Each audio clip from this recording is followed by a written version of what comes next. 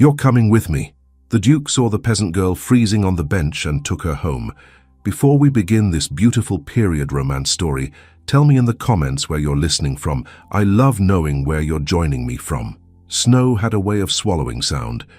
All evening the city had grown quieter, as if the streets themselves were tired. By the time the bells marked the late hour, only the crunch of the occasional step broke the thick silence.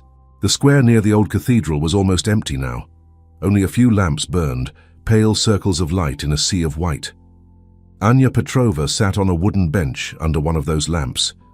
At first, she told herself she would rest only a moment, just long enough to feel her legs again, just long enough to stop the trembling that had taken her the whole day in its teeth. "Only a moment," she whispered into the scarf pressed to her mouth. Her breath turned to a small cloud and vanished. Her fingers no longer felt like fingers. They were stiff sticks at the ends of her arms. She tucked them under her arms and tried to curl in on herself, but the bench was hard and the wood was bitterly cold. She had no proper coat, only a worn shawl the color of dirty snow and a thin dress that had once been blue. The wind slipped under everything she wore, like it had spite of its own. She lifted her head and looked around. The square had changed with the dark. In daylight there were carts and shouting, children running, old women arguing over bread. Now there was only snow and stone and the dim shapes of buildings. A cab rolled by at the far end, its lanterns swinging. She watched it as if it could somehow carry her just by looking. "If I can make it back," she murmured. "If I can reach the house again, they will not throw me out in this cold.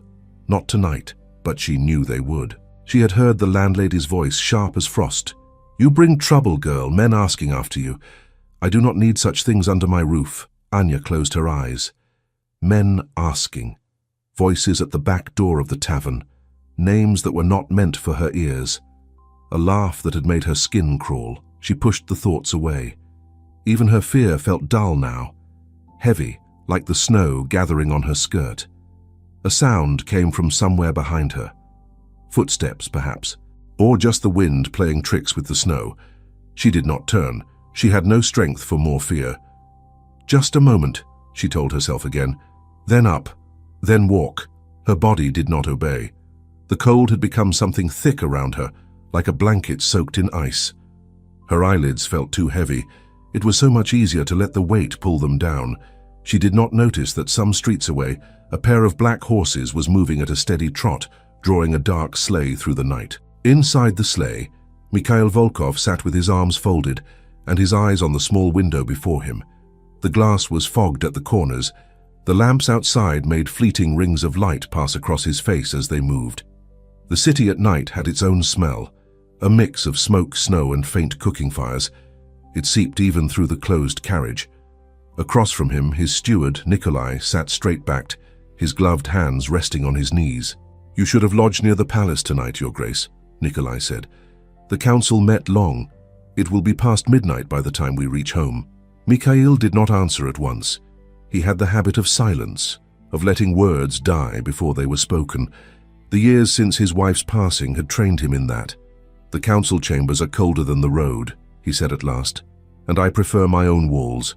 There is talk," Nikolai added carefully, "that His Imperial Highness may call more such meetings. They value your judgment." Mikhail's mouth curved slightly. The expression did not quite become a smile. "Or they value a man who does not speak more than he must," he said. "It makes it easier for others to hear their own voices." Nikolai allowed himself a small breath that might have been a laugh. "As you say, Your Grace." The horses turned into the square, their hooves muffled in the snow. The sleigh moved more slowly here, the driver wary of the drifts forming along the edges. Mikhail stared absently at the lampposts as they slid by, their light making brief halos in the dark. His mind, out of habit, turned back to the council, to names, documents, the careful weighing of loyalties and petitions. He did not look for anything out of the ordinary in the square. He did not expect it, yet his gaze caught on a shape. At first it was only a darker patch against the white, a small rise at the edge of the lamp's circle. The sleigh rolled on a few yards, then something in his chest stirred, a faint prickle, as if some quiet inner voice had said, "Look again." He leaned closer to the window. "Stop," he said, before he had quite decided to say it. The driver heard his voice through the small opening and pulled the reins at once. The horses slowed, snorted, stamped. The sleigh came to a halt. "Your Grace?" Nikolai asked. Mikhail did not answer. He pushed open the door and stepped down into the snow. The wind met him like a living thing, reaching icy fingers into his collar. His boots sank, crunching softly.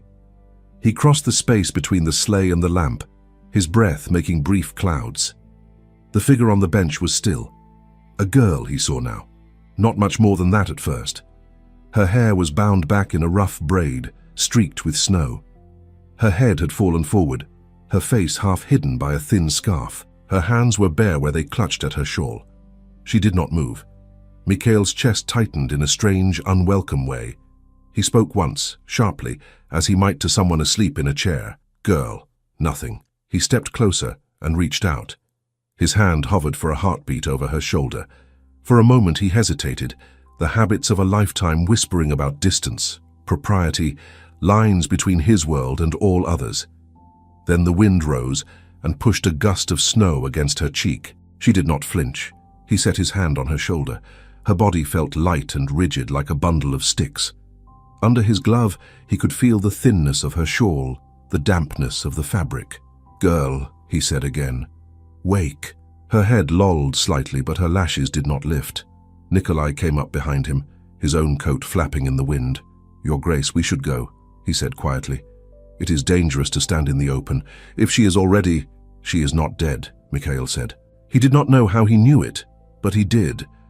There was something, a faint resistance under his hand, a tiny tremor. He moved his hand to her cheek, brushing away the snow with his knuckles. Her skin was like marble. But when his glove passed close to her lips, he felt it. The lightest whisper of breath, so shallow it could have been his imagination. He straightened, the decision already made somewhere inside him. "Bring a blanket from the sleigh," he said. Nikolai stared. "Your Grace." "Now, Nikolai." The man turned at once and hurried back, boots slipping slightly. Mikhail watched the girl more closely. Her lips were pale, cracked. Her clothes, though he did not study them in detail, were plainly inadequate for this weather. There was a smudge of soot along one side of her face, as if she had been working near a stove. How long had she been sitting here? What had driven her to leave whatever shelter she had found elsewhere? Questions pressed at him, but none of them mattered while her breath was still so faint. Nikolai returned with a heavy wool blanket. Mikhail took it without a word. He wrapped it around her shoulders, tucking it close, careful as if she might break. Her head tipped slightly toward his hand at the movement. Her lips parted. A weak, hoarse sound came out. Not a word, exactly. A fragment. "No." Mikhail leaned closer. "What?" he asked. "What is it?" Her eyes fluttered. For an instant, grey irises showed beneath heavy lids. They looked unfocused, as if she were seeing something far away. "They will find me," she whispered. "I did not tell." "I did not." Her voice broke off. Her head sagged again. Mikhail frowned. The words meant nothing to him. Delirium, perhaps. Fever. He did not waste more time. "Help me lift her," he said. "Your Grace, the palace will not like it," Nikolai murmured, even as he stepped in to obey. "The staff will talk. A girl from the street." "She will not survive the night here," Mikhail said flatly, "and I will not leave her to die on a bench like a stray dog." Nikolai shut his mouth. Together they eased the girl up. She was lighter than she looked. Her body did not resist. Her head fell against Mikhail's chest, her hair brushing his chin with a faint scent of smoke and cold. The driver had climbed down to see what was happening. His eyes widened at the sight. "Your Grace?" "Open the door," Mikhail ordered. "We are taking her with us." The driver hesitated only a heartbeat, then hurried to pull the sleigh door wider. Mikhail stepped forward with his burden. The girl's feet dragged in the snow, leaving two thin lines. Inside the sleigh, the air felt almost warm compared to the square. They laid her along the seat, tucking her into the blanket as best they could. Nikolai piled his own outer cloak over her. "What shall I tell the housekeeper?" Nikolai asked softly as he settled back into his place. "She will want to know what explanation to give." "That is her business," Mikhail said. "Drive," he added to the man outside. The sleigh lurched into motion. The girl's head bounced slightly with the movement. Mikhail sat beside her now, his hand still on the blanket at her shoulder, more to sense any sign of life than for comfort. He watched her face. She had the thin features of many from the poorer quarters, worn down by work and hunger. Yet there was something young still in the line of her mouth, in the faint trace of roundness in her cheeks. A smear of melted snow glistened along her temple. "Has she family somewhere, do you think?" Nikolai asked, as if speaking to himself. "If she does, they did not come looking for her," Mikhail said quietly. The sleigh moved through the streets. The lamps flicked by, casting alternating light and shadow over the three of them. Mikhail's thoughts, which usually marched in tidy order, felt unsettled. He had brought people into his home before, of course, guests, officials, petitioners. But they arrived with introductions, with names, with references and intentions written in ink. This girl came with nothing but cold, a few strange words, and a breath so faint it could desert her at any moment. He shifted the blanket slightly. Her hand slipped out from beneath it, falling onto the seat between them. It startled him. Her fingers were raw and red at the tips, the nails cracked. Faint lines of soap and some dark substance marked her skin, traces of days spent with harsh work. On the back of her hand, a white line faded into her wrist, an old scar. He covered her hand again without thinking. "See that fires are lit in the smallest guest room," he told Nikolai. "Fresh linen, and have water heated." "You will place her in the guest wing, Your Grace?" Nikolai asked. Mikhail paused, realizing the question's weight. The guest wing was where noble visitors stayed. But the servants' quarters were drafty, crowded, nowhere for a half-frozen girl to recover. "In the small room near the back stair," he said. "It has its own stove. She will not disturb anyone there." "Yes, Your Grace." They said little else during the rest of the journey. The creak of the sleigh and the muffled beat of hooves filled the silence. Once the girl moved, a tiny shiver that ran through her whole frame. A faint moan escaped her. "Be still," Mikhail said, more gently than he intended. "You are safe." Her lips moved again. "Did not tell," she breathed. "I swear." Mikhail looked at Nikolai. The steward lifted a brow, but did not speak. "She is out of her senses," Nikolai murmured. "The cold does that." "Perhaps," Mikhail said, but the words lodged somewhere in his mind. The gates of his city house came into view at last, tall and dark against the snow. The driver called out to the footman on duty. The great doors opened with a slow groan. The sleigh passed into the courtyard, where lanterns burned brighter, and the snow was trampled by many boots. Servants came hurrying at the sight of their master's return. When they saw him step down with a bundled shape in his arms, their steps faltered. "Send for the housekeeper," Mikhail said without breaking stride, and someone stoked the fires in the small back room on the second floor. "Now." The nearest footman, a young man with anxious eyes, bowed awkwardly. "Yes, Your Grace. At once, Your Grace." Mikhail carried the girl through the entrance hall. Warm air rushed at him from within, scented with wax and bread. Lamps burned along the walls.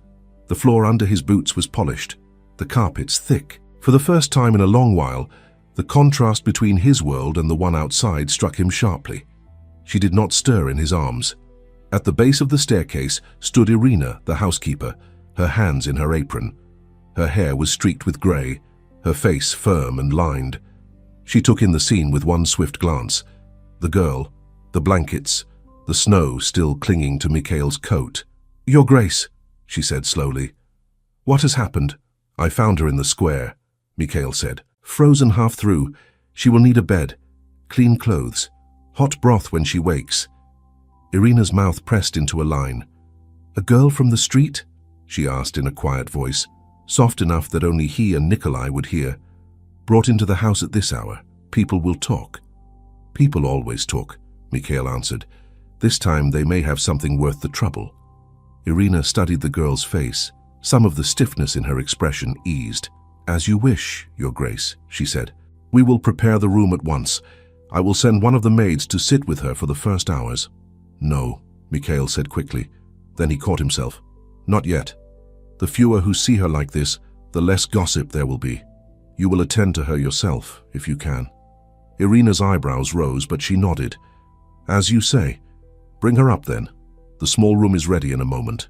Mikhail climbed the stairs with his burden, feeling her slight weight and the steadying rhythm of his own steps. The hall on the second floor was quiet. Most of the servants slept in their own wing by now. Irina led the way to a narrow door near the back staircase.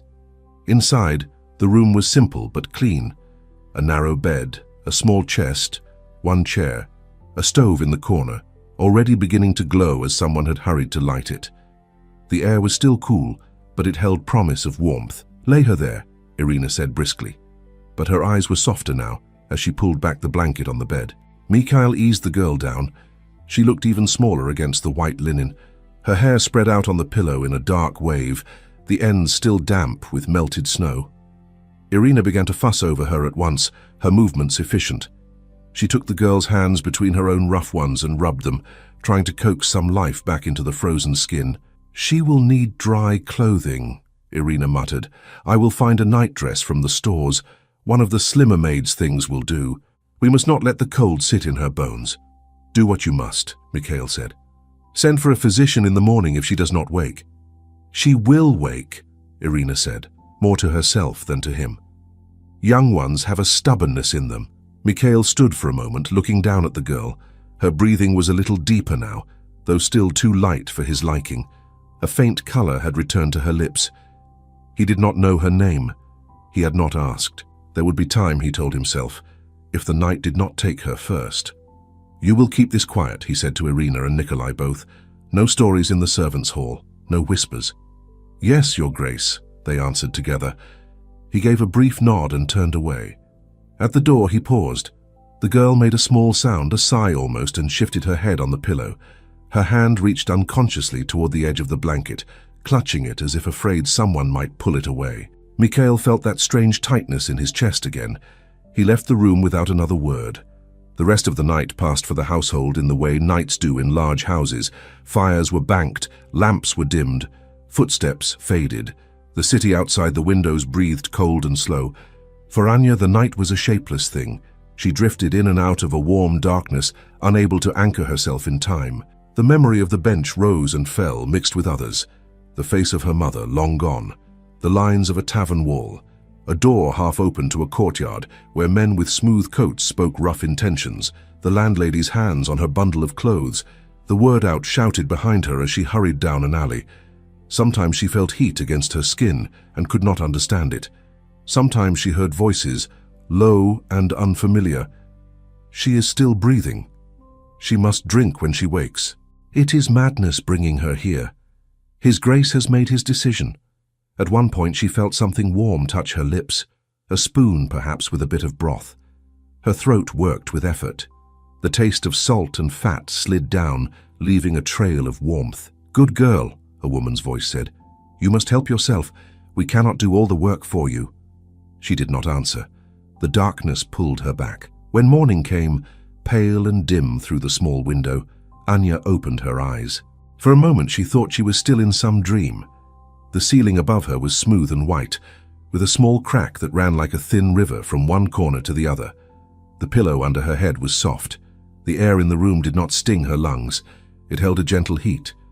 She lay very still and listened, no shouting, no coughing from the other girls, no clatter of dishes. Somewhere far away she thought she heard the faint sound of footsteps on polished floor and the muted clink of porcelain.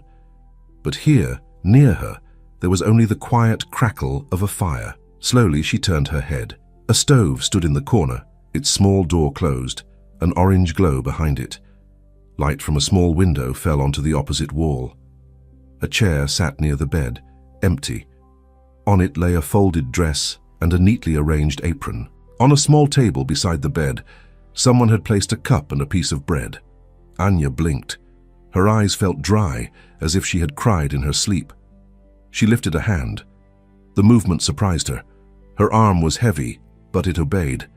The blanket covering her was thick and clean. Beneath it, she felt the unfamiliar touch of a soft nightdress. Fear rushed in after wonder. Where am I? The question beat in her like another pulse. She pushed herself up slowly, bracing against the mattress. Her muscles complained, but they held. The world swayed once, then steadied. The room was not large, but there was an order to it that spoke of care. A small rug on the floor, a wash basin on a stand. No cracks in the walls, no damp creeping under the window frame. It was the room of someone who expected warmth, comfort, safety. Not hers, never hers. She closed her eyes, trying to remember. The bench, the snow, footsteps stopping. A deep voice close to her ear. "You're coming with me." She had thought those words part of her dream. Now they returned with a clarity that made her shiver. A man had lifted her.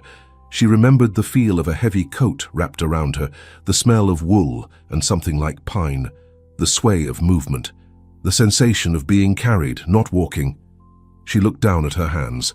Someone had rubbed them with salve. The cracked skin still stung faintly, but the awful numbness was gone. Her fingers flexed. On the back of one hand, the old white scar stood out clean and small. On the chair alongside the dress lay her old shawl, folded. It looked even thinner here than it had in the street. Who had done this? Who had brought her here? She heard, faintly, the sound of voices beyond the door. The words were muffled, but she could tell there were at least two speakers. One was a woman, older, with a calm authority in her tone. The other was a man, his voice lower, steady, used to command. Anya's heart sped up. She swung her legs over the side of the bed. The floor was cool against her bare feet, but not freezing. She pulled the blanket around her shoulders and stood. Her head spun. She caught the edge of the chair until it passed. The voices outside sharpened. "Not a charity house," the woman was saying. "If word spreads, others will arrive at our doors, claiming His grace will take them in. It is not for the world to decide whom I take into my home," the man's voice replied. His grace. Anya drew in a breath. Her thoughts scrambled over the words. Only noblemen were called that way. A duke, perhaps. A high count. She had never been this close to such a man, only seen them from a distance, passing in carriages that never slowed. She moved closer to the door, drawn in spite of herself. The blanket trailed behind her. "And yet people talk, Your Grace," the woman said. "They will wonder why a young girl, a stranger, lies in a bed under this roof. They will ask what place she will have here." "Let them wonder," the man said. "They will grow tired of it. They always do." Anya's pulse hammered in her ears. She pressed her hand lightly to the door, as if the wood could somehow tell her more. The woman sighed. "At least learn who she is, from where she comes. The world may seem simple when one is half frozen, but it seldom is." "There will be time for questions," the man answered. "First, she must stand before she can answer anything." His voice. She knew it now. It was the same that had cut through the snow in the square, deep, calm, with a hint of ice under the words. Another voice joined them, softer, male. Perhaps a steward. "Your Grace," he said. "We received word this morning. Count Victor Orloff has sent a note. He wishes to call on you later in the week to speak further on last night's council. He asks also about the incident in the poorer quarter." Anya's breath caught that name, Orlov. Memory flashed. A small courtyard behind a tavern. Men in fine coats. A laugh like a polished blade.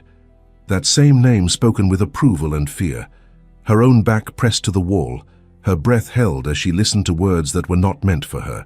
Now his name was here, in this house where she had been carried, on the lips of the man who had saved her. Her stomach turned. The warmth of the room seemed suddenly too thin. "What have I stumbled into?" she thought, a thread of panic weaving through the question. She stared at the door as if it might answer her. As she stared, the handle of her door began slowly to turn. The door opened inward before Anya could step back. Irina stood there, her hand still on the handle, her brows lifting as she nearly bumped into the blanket-wrapped figure. "So," Irina said, "you are up." Anya clutched the blanket tighter. Yes," she murmured. "I did not know if I should leave the bed." "You should do many things," Irina replied. "Staying alive, being the first. Come, sit before you fall over." She stepped aside and jerked her chin toward the bed. Anya obeyed. Her legs were weaker than she wanted to admit. When she sank down again, her head lightened. Behind Irina, two men stood in the narrow hall. One was middle-aged, with neat hair going silver and a measured expression. The other was taller, broader, his dark hair cropped close, his coat plain but well cut. His presence filled the small doorway without effort. Anya knew at once which one was His Grace. Mikhail Volkov did not look like the nobles she had glimpsed from tavern doorways in their bright coats and loud laughter. His clothing was simple for a duke, the dark cloth almost severe. But his bearing was unmistakable, a kind of quiet possession of the space around him. His eyes met hers. They were grey, like river ice that had not yet melted. They took her in with a single sweep. The blanket clutched at her throat, the bare feet on the rug, the hair tangled from sleep. She had the feeling that very little escaped those eyes. "Good morning," he said. His voice was calmer than she remembered, but it was the same one that had cut through the storm. Anya tried to stand again, a reflex to his rank. "You're... sir?" She gave up on the words and dropped into a clumsy curtsy instead, which made the blanket slide off one shoulder. "Sit," he said. "You are in no condition to bow to anyone." His tone was not unkind, just firm. Irina stepped in and pulled the blanket back up around her. "She woke without fever," the housekeeper said. "Breath is steady, hands are less stiff. She will mend." "Good," Mikhail said. He nodded once, as if approving a well-written report. He stepped into the room fully now.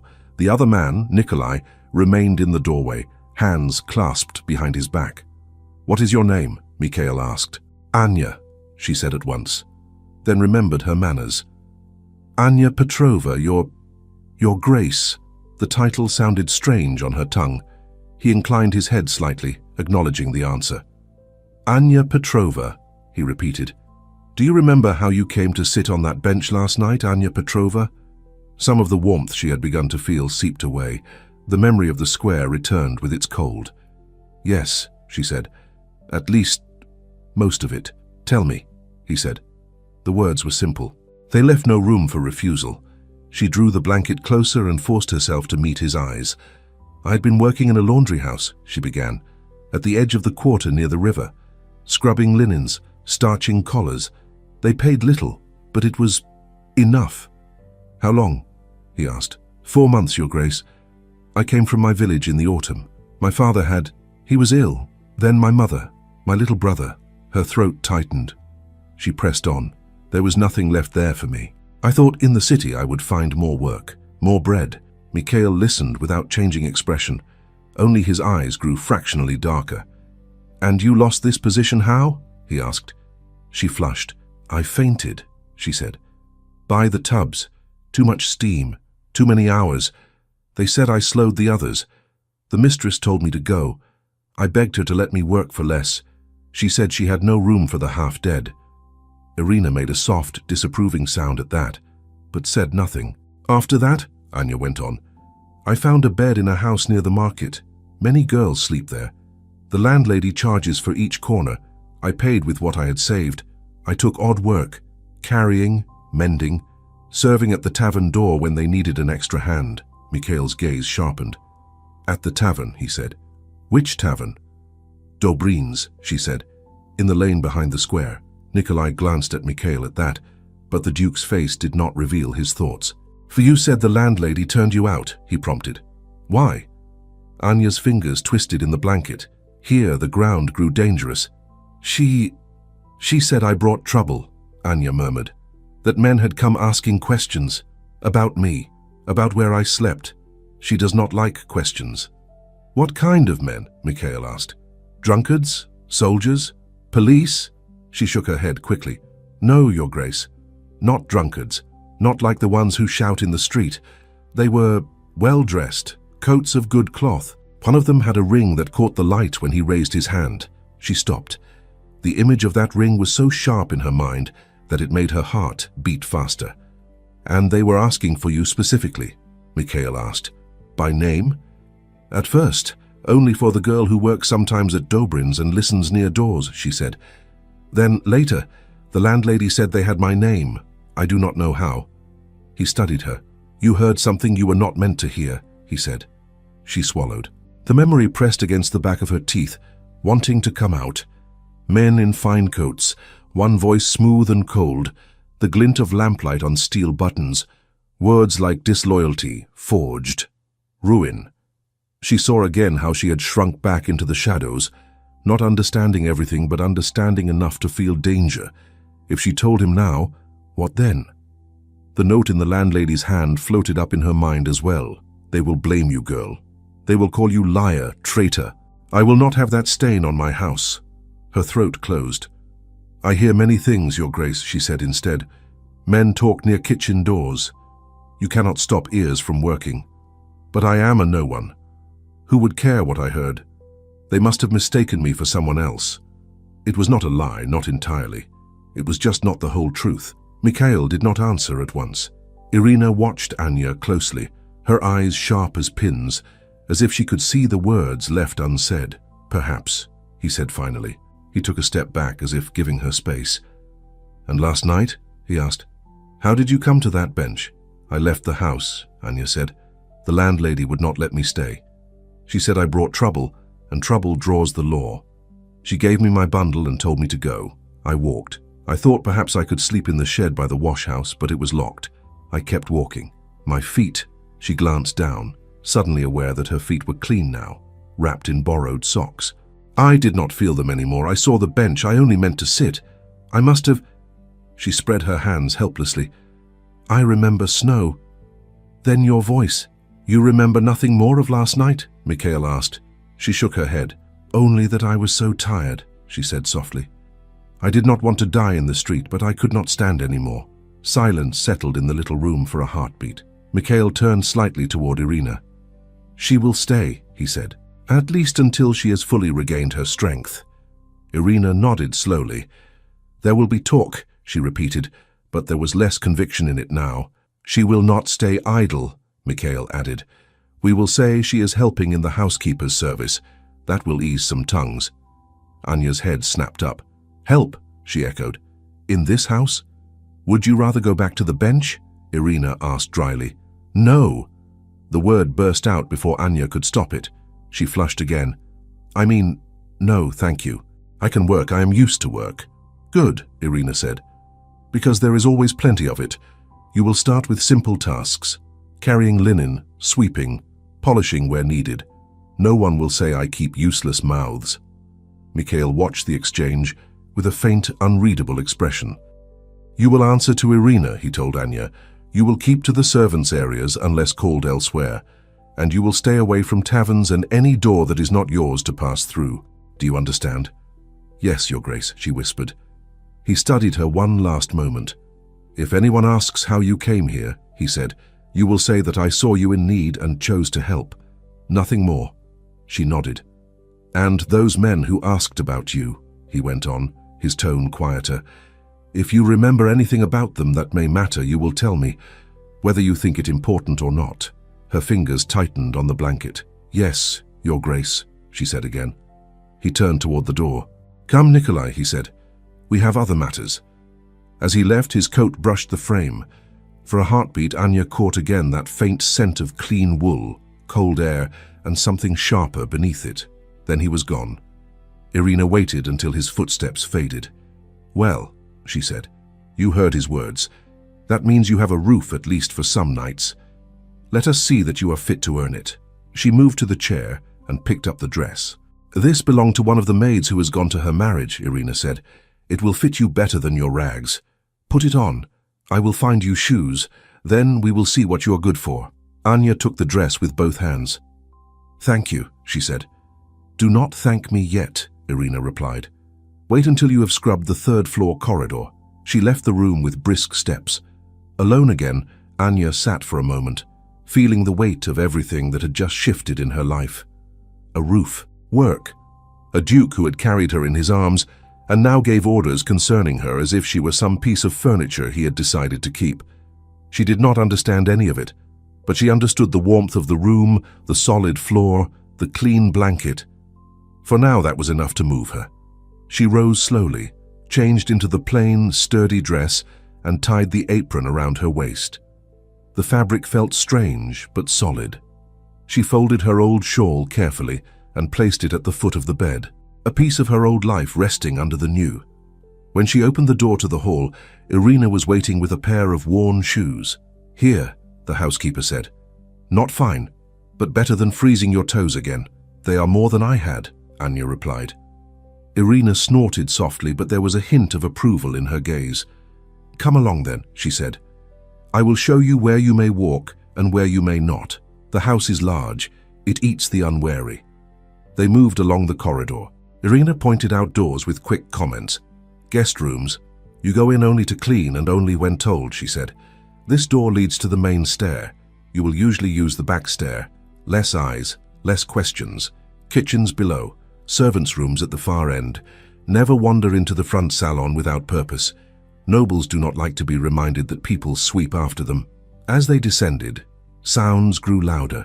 The clatter of pots, the murmur of voices, the smell of bread and broth. The kitchen was a cave of heat compared to the rest of the house. Several servants looked up when Irina entered with Anya in tow. "This is the girl His Grace brought in," Irina announced without preamble. "Anya, she will be helping. You will treat her as one of us, not as a stray dog he dragged in, is that clear?" Glances flew between the servants. A stout cook with red cheeks wiped her hands on her apron. "As you say, Irina," she said, "we can always use another pair of hands." A younger maid, flower on her cheek, whispered to the boy beside her, not quietly enough. "A duke's charity," she said. "Better than freezing, I suppose. Does he plan to save the whole city?" Irina shot her a look. "If your tongue is so free, Katya, I will find it work to match," she said sharply. "There is a pile of pots that would appreciate your company." Laughter rippled around the room. The younger maid lowered her head, chastened. Anya felt eyes slide over her, measuring, judging. Some curious, some indifferent, a few openly suspicious. One older maid, wiping cups, leaned toward another. "I heard he carried her himself," she murmured, "up the stairs like some lost child." "Do not be foolish," the other woman said. "He is a busy man. He has better things to do than play nursemaid. It was late. He could not leave her in the snow. That is all." "You say that," the first replied. "But wait until the ladies hear. They enjoy stories more than supper." Irina clapped her hands once. "Enough," she said. "Anya, you will start with cleaning the smaller pans and sweeping under the tables. Do it well and no one will have cause to complain. Do it poorly and you will hear more from me than you wish." "Yes, madam," Anya said. She went to the sink, rolled up her sleeves and plunged her hands into the warm water. The heat stung at first, then settled into a deep, aching relief. She scrubbed, rinsed, stacked, grateful for the simple rhythm. Work, she understood. Work made sense. The day passed in small tasks. After the kitchen, she swept the narrow back hall, dusted the lower shelves in the storage room, carried folded linens up one flight of stairs and down another. Wherever she went, she felt the glances on her. Questions she could hear but not answer. "Is she staying long? Where did she come from? Did you see her hands? Poor thing. Those are not noble hands. Perhaps she is related to him in some secret way. Do not be ridiculous. Look at her. She is as common as bread." Anya kept her head down and her focus on the floor, the shelves, the cloth in her hand. Each completed task was a small island of certainty. Around midday, Irina finally allowed her a bowl of soup and a thin slice of bread at the servants' table. "You will not work yourself into a faint again under my roof," Irina said firmly. "Eat." Anya obeyed. The soup tasted better than anything she had eaten in months. She finished it before she realized how hungry she truly was. "Thank you," she said, wiping the bowl with the last piece of bread. "Do not thank me," Irina replied.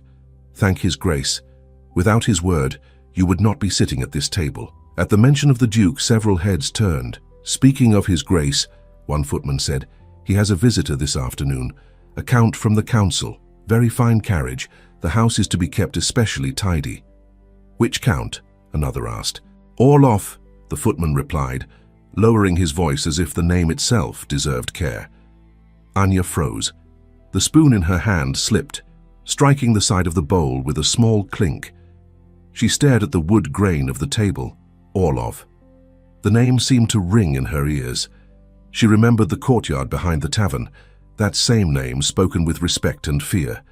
Those men had talked of influence, of winning the ear of the emperor, of sweeping aside those who stood in their way. One voice, smoother than the rest, had laughed when someone worried about gossip. "In a world of rumors," that voice had said, "we only need the right ones." She had not seen his face clearly then, only the outline, the way the others deferred to him, the glint of a ring when he gestured. Now he was coming here, to this house, to the man who had pulled her from the snow. "Anya?" Irina's voice cut through her thoughts. "Do you know that name?" the housekeeper asked, watching her carefully. Anya forced herself to breathe. "I have heard it in passing," she said, which was true enough. "In the tavern. Men talk." Irina's eyes lingered on her a moment longer, then she nodded. "Go and wipe down the sideboard in the small salon," she said. Guests will see it. It must shine. Yes, Irina, Anya said. The small salon where she was sent lay near the front of the house, but still within the part where servants were allowed to move. The room smelled faintly of beeswax and old books. Sunlight fell in a pale stripe across the polished floor. Anya set to work, cloth in hand, moving in slow circles over the wood. She could hear faint noises from the larger front room beyond the double doors, the shifting of chairs, the murmur of voices as footmen prepared for the visitor. Her heart beat faster with each sound. When she heard the front door open below and the deep, formal greeting of a butler, she moved closer to the gap where the small salon connected to the hall. She could not see the entrance, but she could hear the footsteps as they climbed the main staircase. One set of steps, measured and confident. Two voices came nearer. "Your Grace," a stranger said. "You honor me." "Count Orlov," Mikhail replied. "You are welcome." Anya gripped her cloth so tightly it twisted.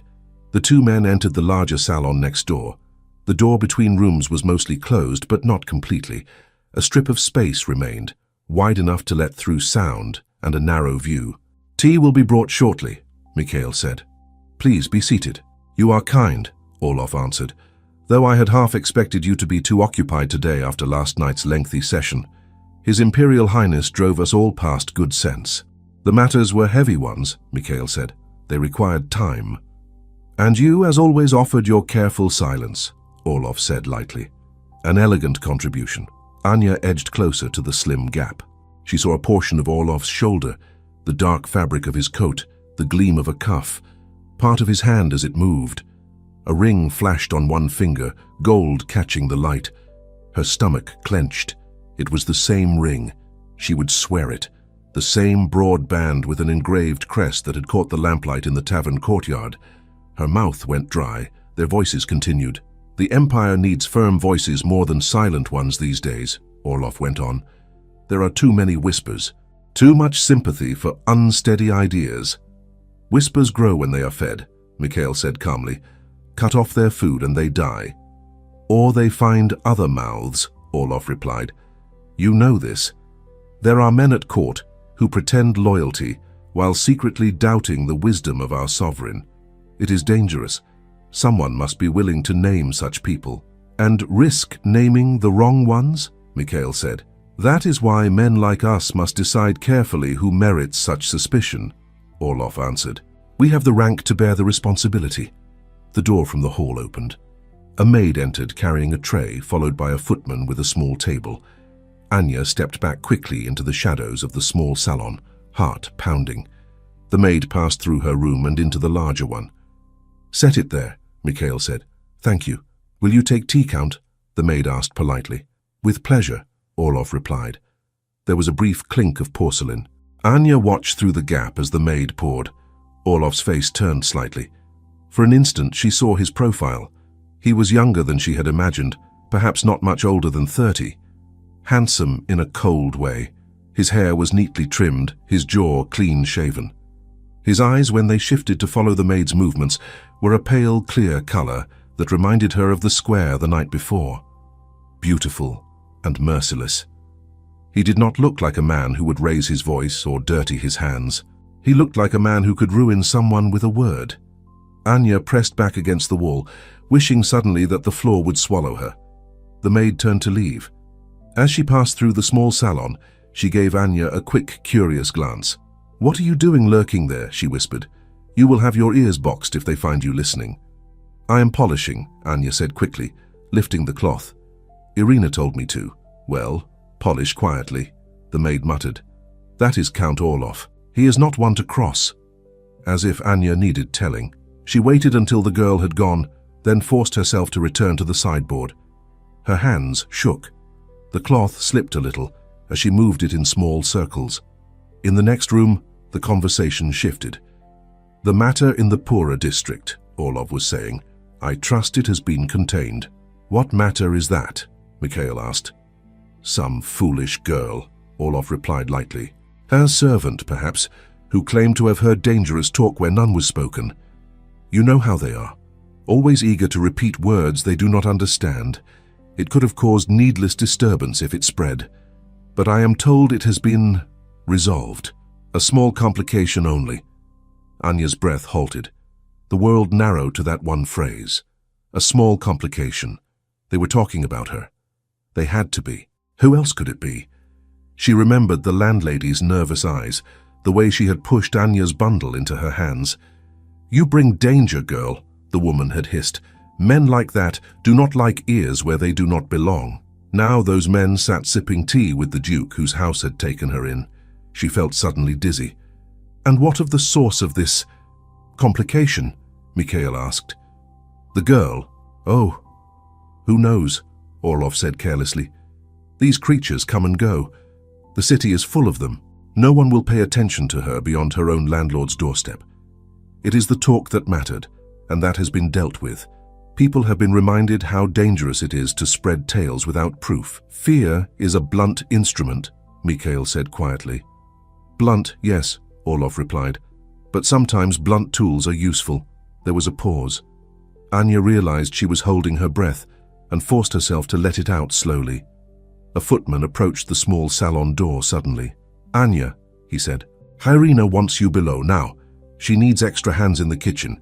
His Grace's guest will be staying for supper." "Yes," she said, grateful for any excuse to leave the sound of Orlov's voice behind. She hurried out, down the stairs, into the warmer chaos of the kitchen. For a while she lost herself in slicing bread and fetching plates, carrying dishes to the service hatch. The noise here was a blessing. It drowned out her thoughts. When the meal had been taken up and the kitchen began to quiet, she slipped into a corner to wipe a table. Her hands moved on their own. The back door opened with a gust of colder air. A boy from the street, one of those the servants sometimes paid to run small errands, stepped in. "I have something for the house," he said, holding up a folded paper. "Someone said to leave it here." "For whom?" the cook asked. "They did not say." The boy shrugged. "Only that it was for the girl who listens where she should not." The words fell into the room like a dropped pan. Several heads turned at once. The cook scowled. "Who talks like that?" she muttered. "Nonsense." Anya did not move. The boy held out the paper, and for a moment no one claimed it. Finally, Irina stepped forward. "Give it here," she said. He handed it over and got his coin. The door closed behind him, shutting out the cold. Irina turned the folded paper in her fingers. There was no name on the outside, only the short, neat line in dark ink. "To the girl who listens where she should not." Eyes slid toward Anya. Irina's gaze followed them. Slowly, as if pulled, she looked at Anya, then back at the paper. "Come," she said quietly, crossing the room. She held it out. "I suppose this is for you," she said. Anya stared at it.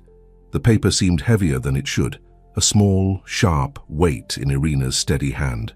Her own hand trembled as she reached out. The letters swam for a moment before her eyes, then settled. Her fingers closed around the folded sheet, feeling the crisp edge against her skin. She did not yet open it. She stood there in the warm kitchen, the murmur of the other servants a distant hum, and thought that whatever lay inside these few lines might change everything again, for better or for worse. She stared at the folded paper, her heart pounding, unable to decide whether to break the seal or let it burn unread in the stove. Irina watched her for a moment, then glanced around at the other servants. "Back to your tasks," she said. "The Duke's guest is still upstairs. The soup will not serve itself." Chairs scraped. Voices rose again, quieter now, as people returned to their work. The air in the kitchen warmed with movement and steam. Still, a small circle of distance remained around Anya and the folded paper. Irina lowered her voice. "Do not stand there like a post," she murmured. "If it is for you, read it. If it is nonsense, we will throw it into the fire and be done." I should read it alone," Anya said. Irina studied her face. "Very well," she said. "Come with me."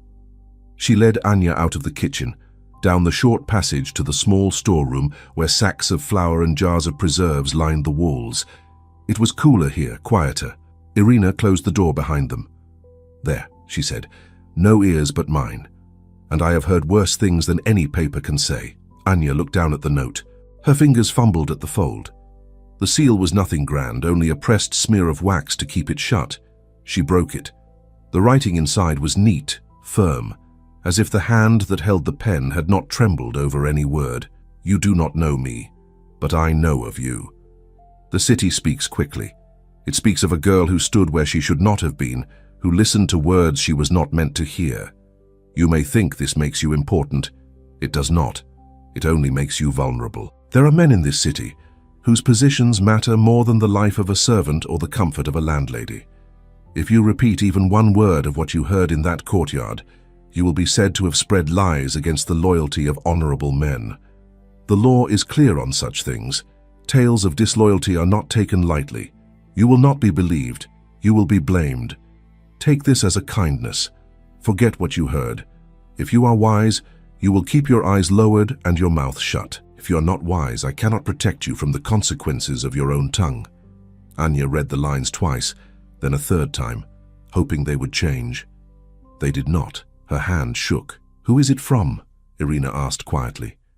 There is no name, Anya whispered. Only this. She held the paper out.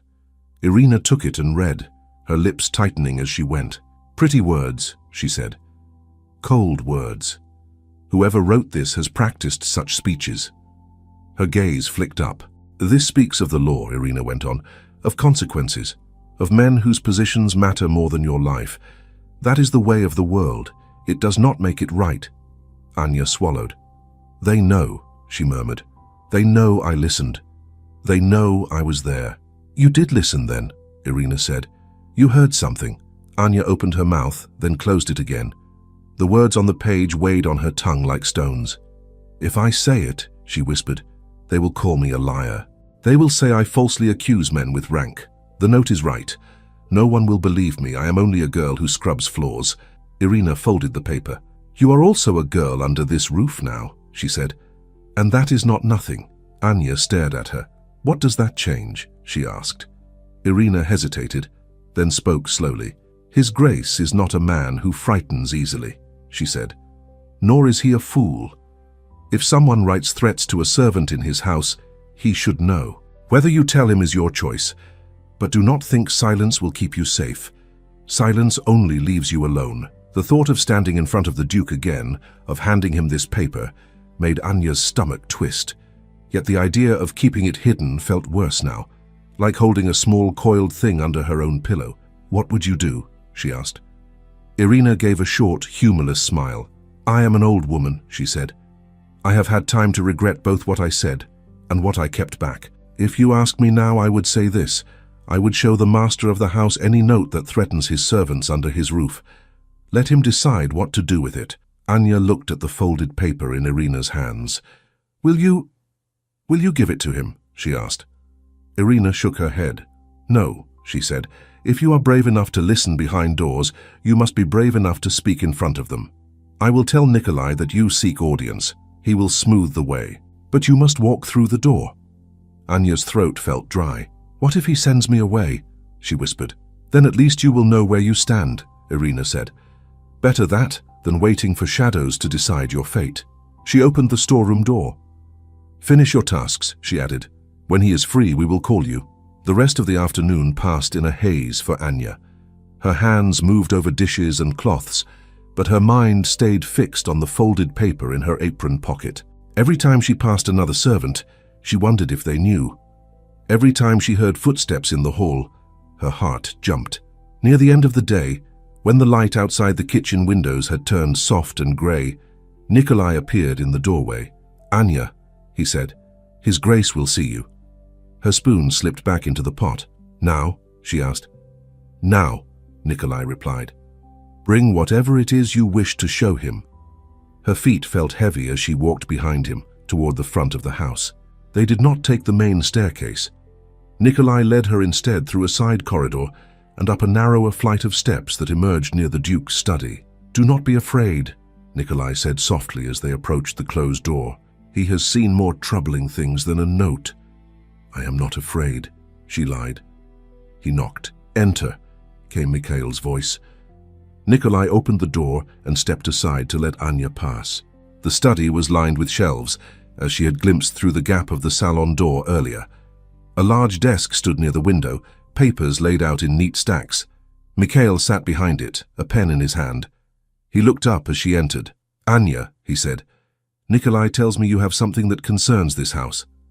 Anya stood near the door, unsure how far she was allowed inside.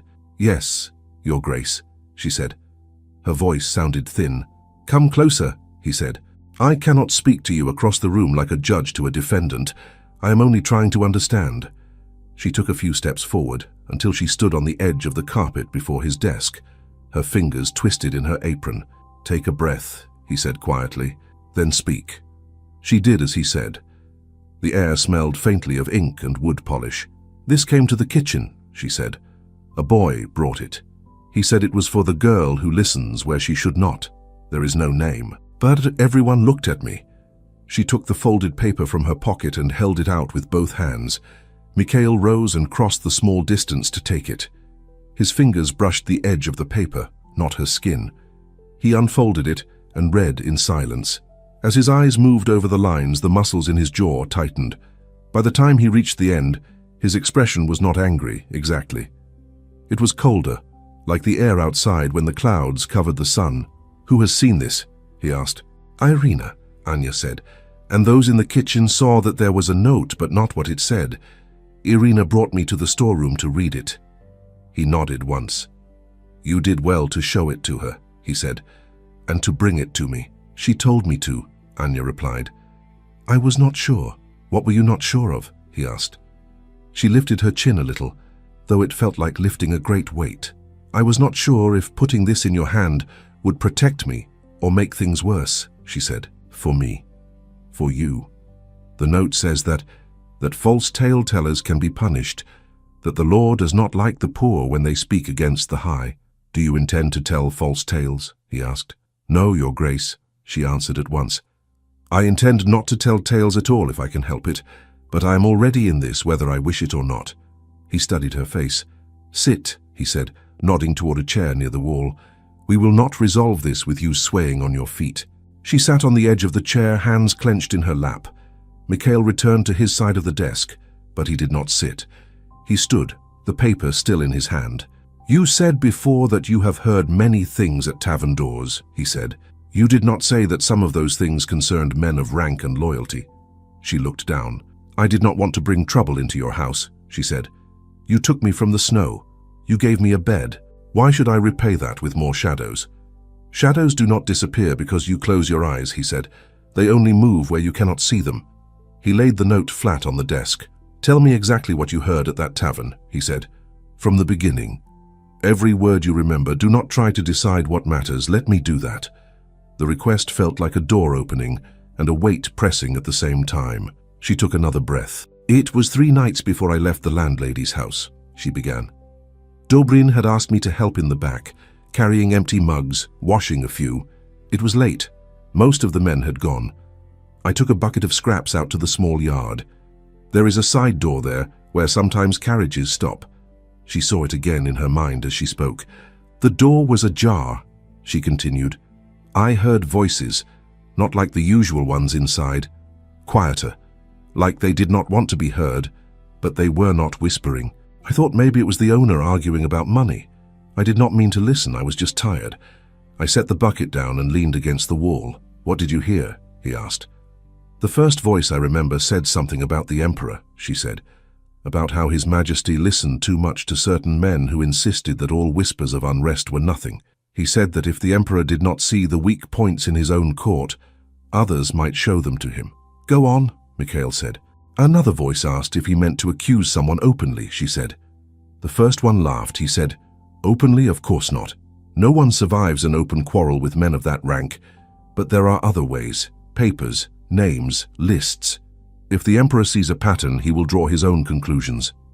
Mikhail's fingers tightened slightly on the edge of the desk. "Did they name anyone?" he asked. "Yes," she said. "Not at once. They spoke of certain dukes, men who were too close to the older ways, too loyal to old promises. They said these men slowed necessary changes, that they would rather keep their honor than bend to new arrangements." "Did they mention what these new arrangements were?" he asked. "No, Your Grace," she said. "Only that there were profits to be had, that some would gain, some would lose. They laughed about certain laws that could be interpreted to their benefit." He said nothing. His face was unreadable. "There was a third man," Anya went on. He worried.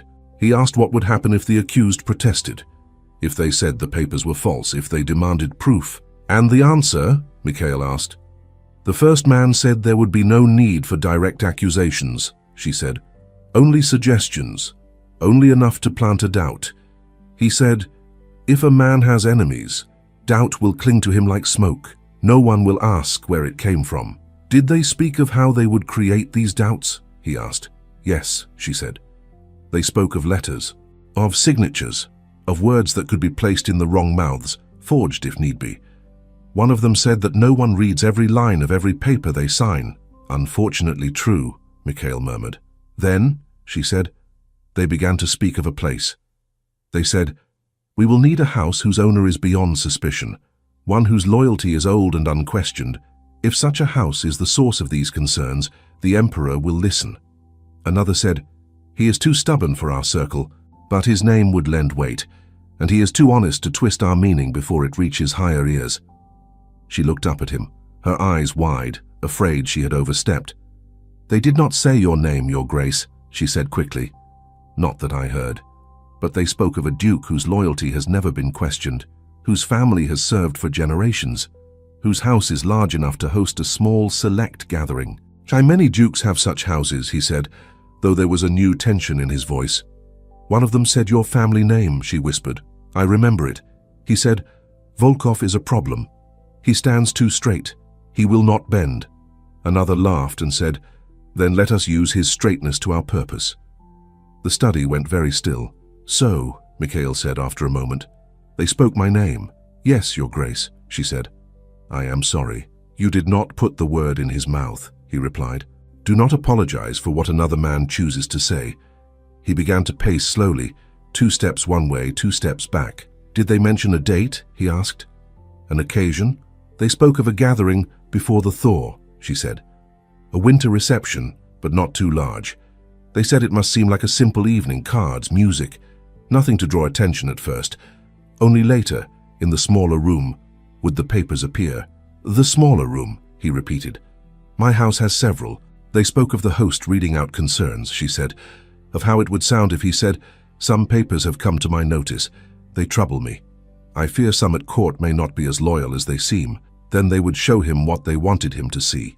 Mikhail stopped pacing. And if I refused, he asked quietly, if I refused to read such things? They did not speak of that, she said, only of how useful it would be if you did. They assumed you could be persuaded by concern for the empire, that you would not wish to seem blind to danger. He was silent again, thinking. And after? He asked. If these papers were read, what then? The first man said, she replied slowly, searching her memory. Once planted, doubt will grow. The emperor already fears disloyalty. He will be eager to act. Those who hinder us will find themselves questioned, shamed, removed. We will be there to offer replacements. Men more understanding. She finished and waited, almost afraid to breathe. At last, Mikhail spoke. Why did you not tell me this before? He asked. Would you have believed me? She whispered. He considered that for a moment.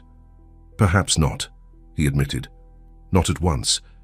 But this note changes the color of your story. He picked it up again, reading the lines about tales and consequences. Whoever wrote this feels threatened by your memory, he said. They would not bother with a warning if you were of no importance. What will you do? She asked.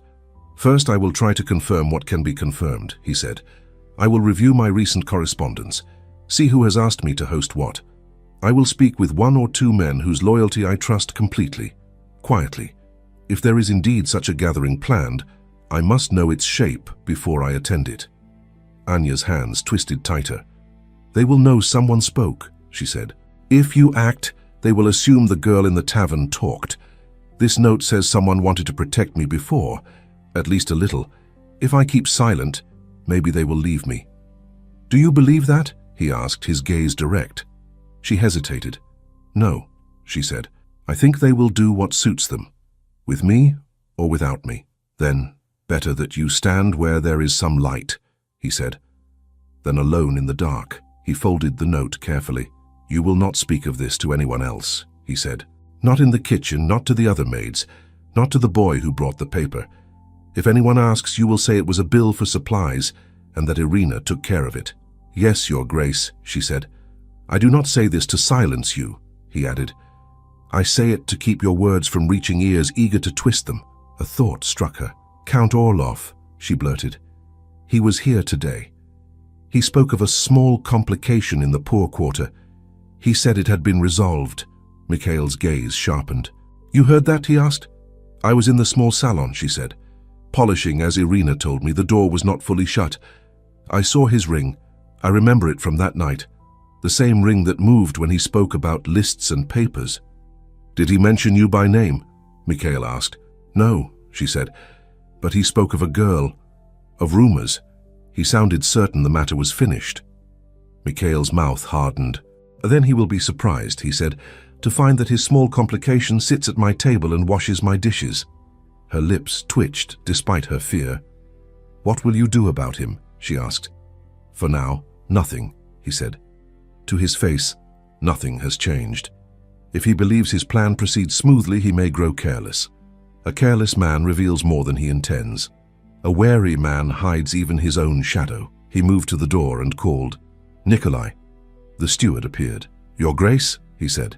"Bring me the recent invitations and requests," Mikhail said. "From the last month, especially those concerning social gatherings. I wish to see them tonight." "Yes, Your Grace," Nikolai replied. He vanished down the hall. Mikhail turned back to Anya. "You may go," he said. "You have done enough for one day. Return to your tasks." And Anya, she paused at the doorway. "Yes, you were right to be wary," he said. "But you were also right to speak. Whatever comes next, you will not face it alone in some rented corner." Her eyes stung suddenly, but she blinked the feeling away. "Thank you," she said. She left the study and walked back toward the servants' wing. Her steps felt lighter and heavier at once. Lighter because some of the burden had left her. He knew now. The secret was not hers alone. He believed her, or believed enough to act. Heavier because she also knew that talking had not removed the danger. It had only changed its shape. That night, after the last dish was washed and the last candle snuffed in the kitchen, she lay awake in her small room. The ceiling crack drew a faint line above her. She listened to the muffled sounds of the house settling. Somewhere far away, a clock struck the hour. Her thoughts wandered to the men in the courtyard, to Count Orloff's pale eyes, to the firm tilt of Mikhail's jaw when he said he would look into invitations. The city felt suddenly larger and smaller at the same time. Larger because the affairs of dukes and counts touched her life now. Smaller because everything seemed to be drawing toward one point, a gathering before the thaw in this very house. She did not know what she could do when that evening came. She could not step into a room of nobles and declare their papers false. She had no proof beyond her memory and a threatening note. But she could watch, listen, carry what she saw to the one man who had taken her seriously. For now, that had to be enough. In the days that followed, life in the house kept its rhythm, but an undercurrent of tension grew. Mikhail moved with the same outward calm, yet he spent more hours in his study, more evenings reading letters instead of joining any small gatherings. Nikolai came and went with stacks of envelopes. Irina noticed. "One of you will wear a hole in the floor," she grumbled, as Nikolai passed the kitchen again. "What is it now?" "Another letter with 3 seals and no sense." "Something like that," he said mildly. "Do not worry, Irina. If the floor gives way, we will ask you how to build it stronger." "Bring me the funds and I will," she replied. Anya listened and said nothing. 3 days after she had spoken to Mikhail, as the afternoon light slanted low, she was again in the corridor near his study, carrying a basket of folded linen to the linen room. As she approached the familiar door, it opened suddenly.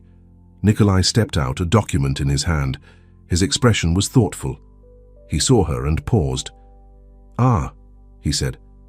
"Irina's new helper. Always in the right place at the right time." She felt a flicker of alarm. "I did not mean to linger," she said quickly. "I am only passing with the linens." He smiled faintly. "Do not worry," he said. "No one will accuse you of plotting with pillowcases."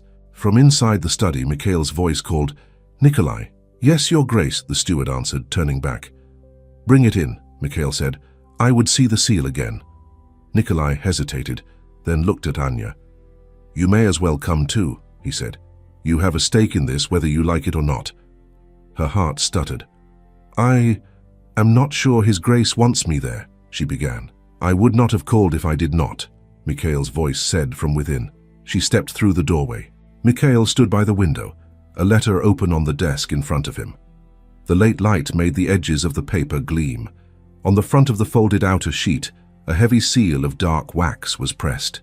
The crest stamped into it was one she had only seen on coins and official notices. "The imperial crest," she whispered. Mikhail looked up at her.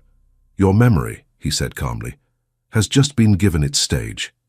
He tapped the letter. "This is a formal confirmation," he went on. "At the request of several members of the council, His Imperial Highness has approved and encouraged a winter reception to be held here in this house in 2 weeks' time. A small, select gathering, with one of his close relatives in attendance, to discuss concerns regarding loyalty and stability at court." Anya's breath caught. She stared at the crest, then at his face, and knew with a cold clarity that the very evening she had overheard in the tavern had now been fixed in ink and sealed with the Emperor's own symbol. For a long moment, no one spoke. Anya stood with her hands twisted in her apron, staring at the seal. It seemed to look back at her like a small, unblinking eye. "So it is real," she said quietly. "Not just men boasting in a courtyard. It is real," Mikhail replied. "And now it carries the weight of the imperial crest." Nikolai shifted beside the desk. "You cannot refuse," he said, not without drawing attention. "I know," Mikhail answered.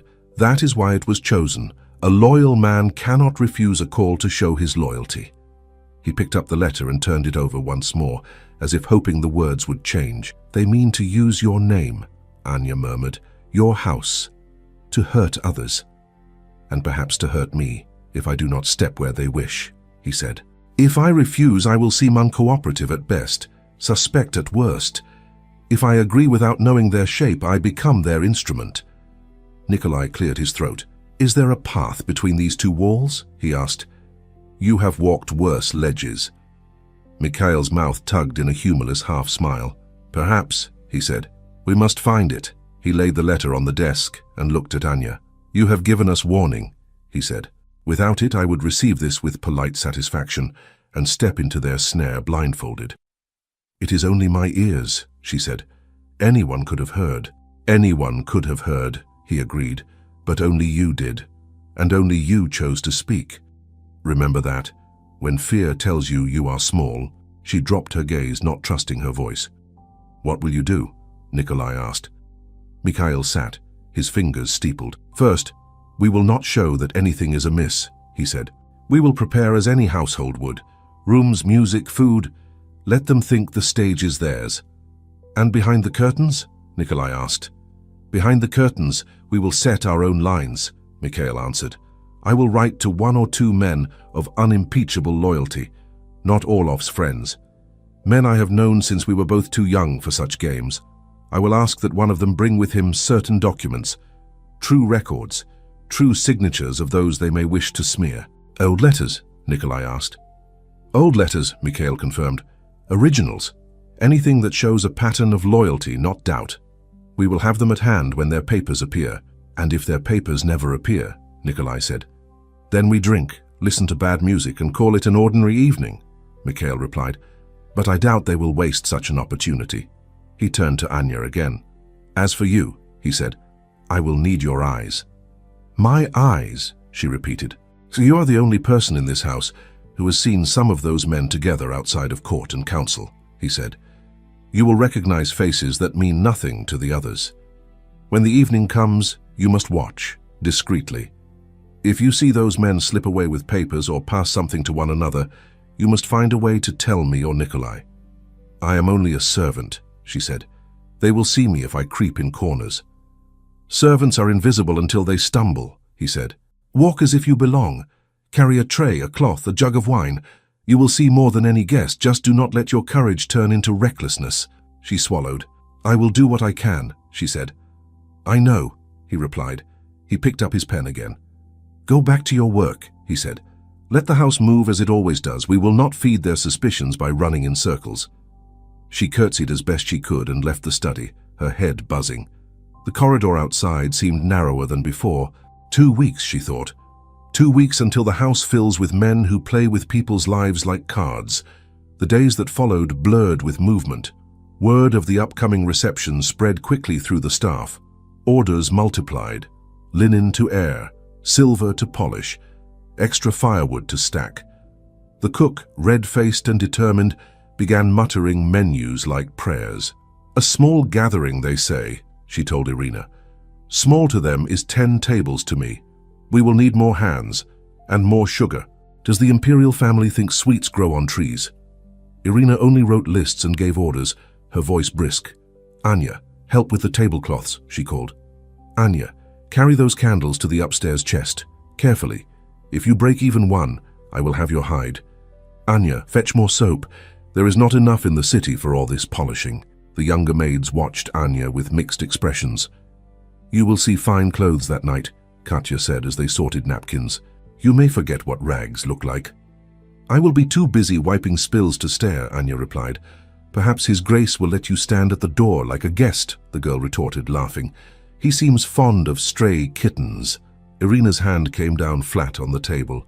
Enough, she said. Your tongue will land you in more trouble than any kitten. Mind your folding. As the work increased, suspicion towards Anya did not entirely fade. But something else grew alongside it, a rough sort of acceptance. She worked hard. She did not complain more than the others.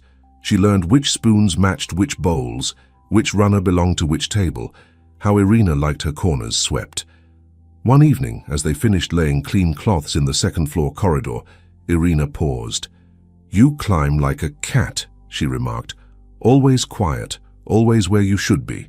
You said the house eats the unwary, Anya answered. I try not to be a meal. Irina huffed, almost a laugh. Good, she said. Keep that in mind. There will be many unwary souls here on the night. Your head will be the safer for it. The night of the reception arrived with a fresh fall of snow. By late afternoon, the courtyard was a churn of hoofprints and boot marks as delivery carts rolled in and out. Inside, chandeliers were lit one by one. The house seemed to grow brighter with each flame. Anya tied a fresh apron over her plain dress and smoothed it with nervous hands. Do not wrinkle it before you even begin, Irina scolded, though her own fingers lingered a moment on Anya's shoulder. You will be in the upper corridors tonight, not the kitchen. His Grace wants you where you can see comings and goings. Near the study?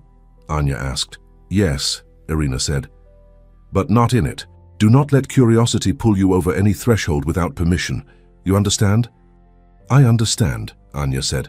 Good, Irina replied. And remember, you are a pair of hands carrying trays, no more.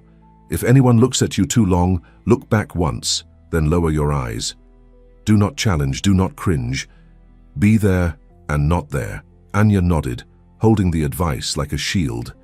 From the top of the main staircase, she stole one glance at the front hall before the first guests arrived. Mikhail stood near the door, speaking quietly with Nikolai. He wore a dark evening coat, his white shirt crisp at the collar. A simple pin sat in his cravat, nothing ostentatious. Yet he looked entirely at home in the space, as if he and the house were both cut from the same strong cloth. He seemed different from the man who had bent over her on the bench, taller somehow, more remote. But when he turned his head and his gaze flicked up toward the landing, their eyes met for the briefest moment. He gave the smallest nod, as if to say, You are where you should be. Her heart steadied. The first carriage rolled up. The servant at the door announced names in a clear voice. Fur-lined cloaks were taken, boots brushed, hats carried away. Gentlemen bowed, ladies dipped their heads under feathered hats. Colors moved through the hall like a slow, dignified river. Anya kept to the shadows of the upper corridor, carrying empty trays down, returning with full ones. From this vantage, she saw guests pause before entering the grand salon, heard snatches of polite conversation. You honor us, Your Highness, Mikhail said, as a tall, broad-shouldered man with graying hair stepped inside. The man's uniform was rich but not overdone. A star glinted on his chest. The Grand Duke inclined his head. The honor is mine, he said. My cousin speaks highly of your loyalty. Loyalty is a simple duty, Mikhail replied. Hospitality less so. I hope we shall manage both tonight. The Grand Duke smiled faintly.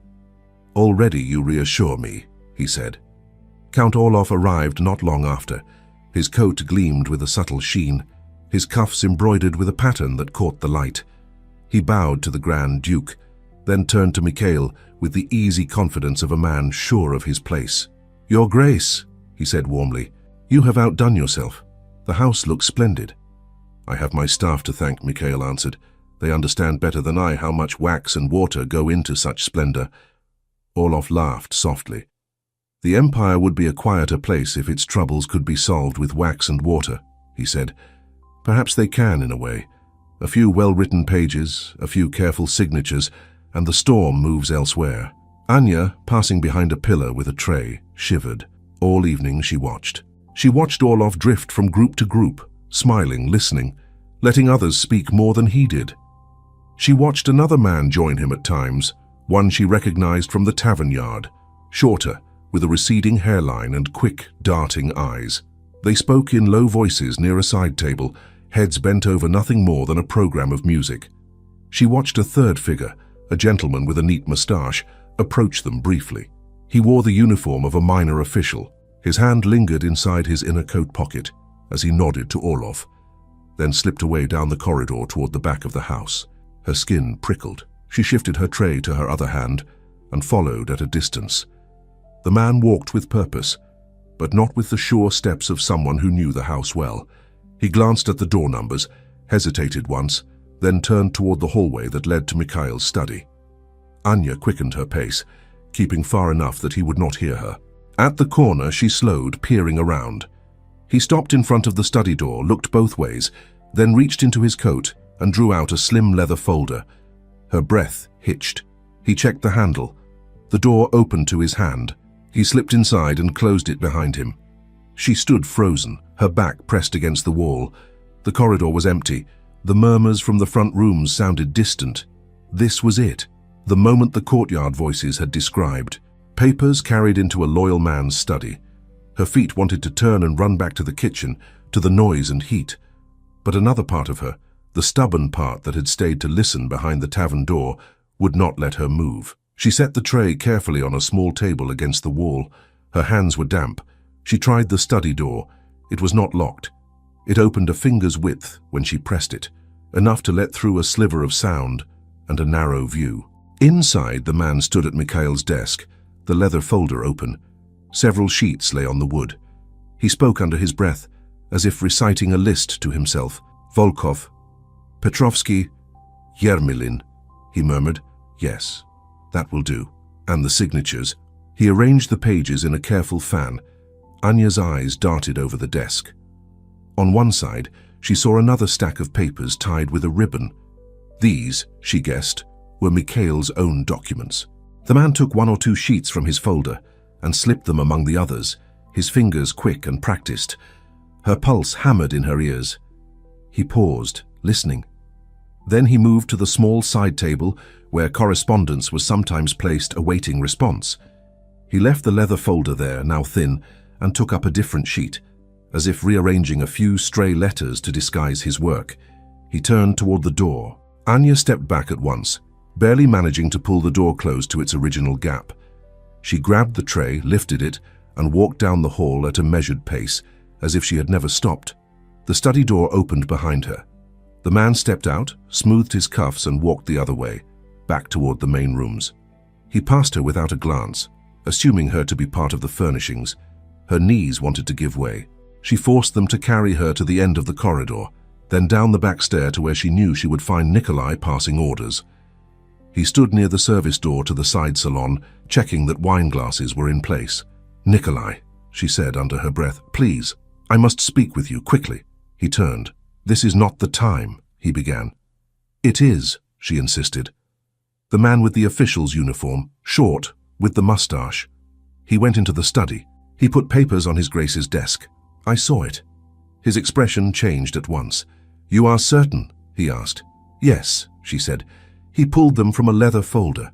Then he hid them among other papers. Nikolai looked toward the main salon, where laughter rose briefly over the music. "Stay here," he said quietly. "Do not follow." He set his own tray aside and moved away, his steps unhurried but direct.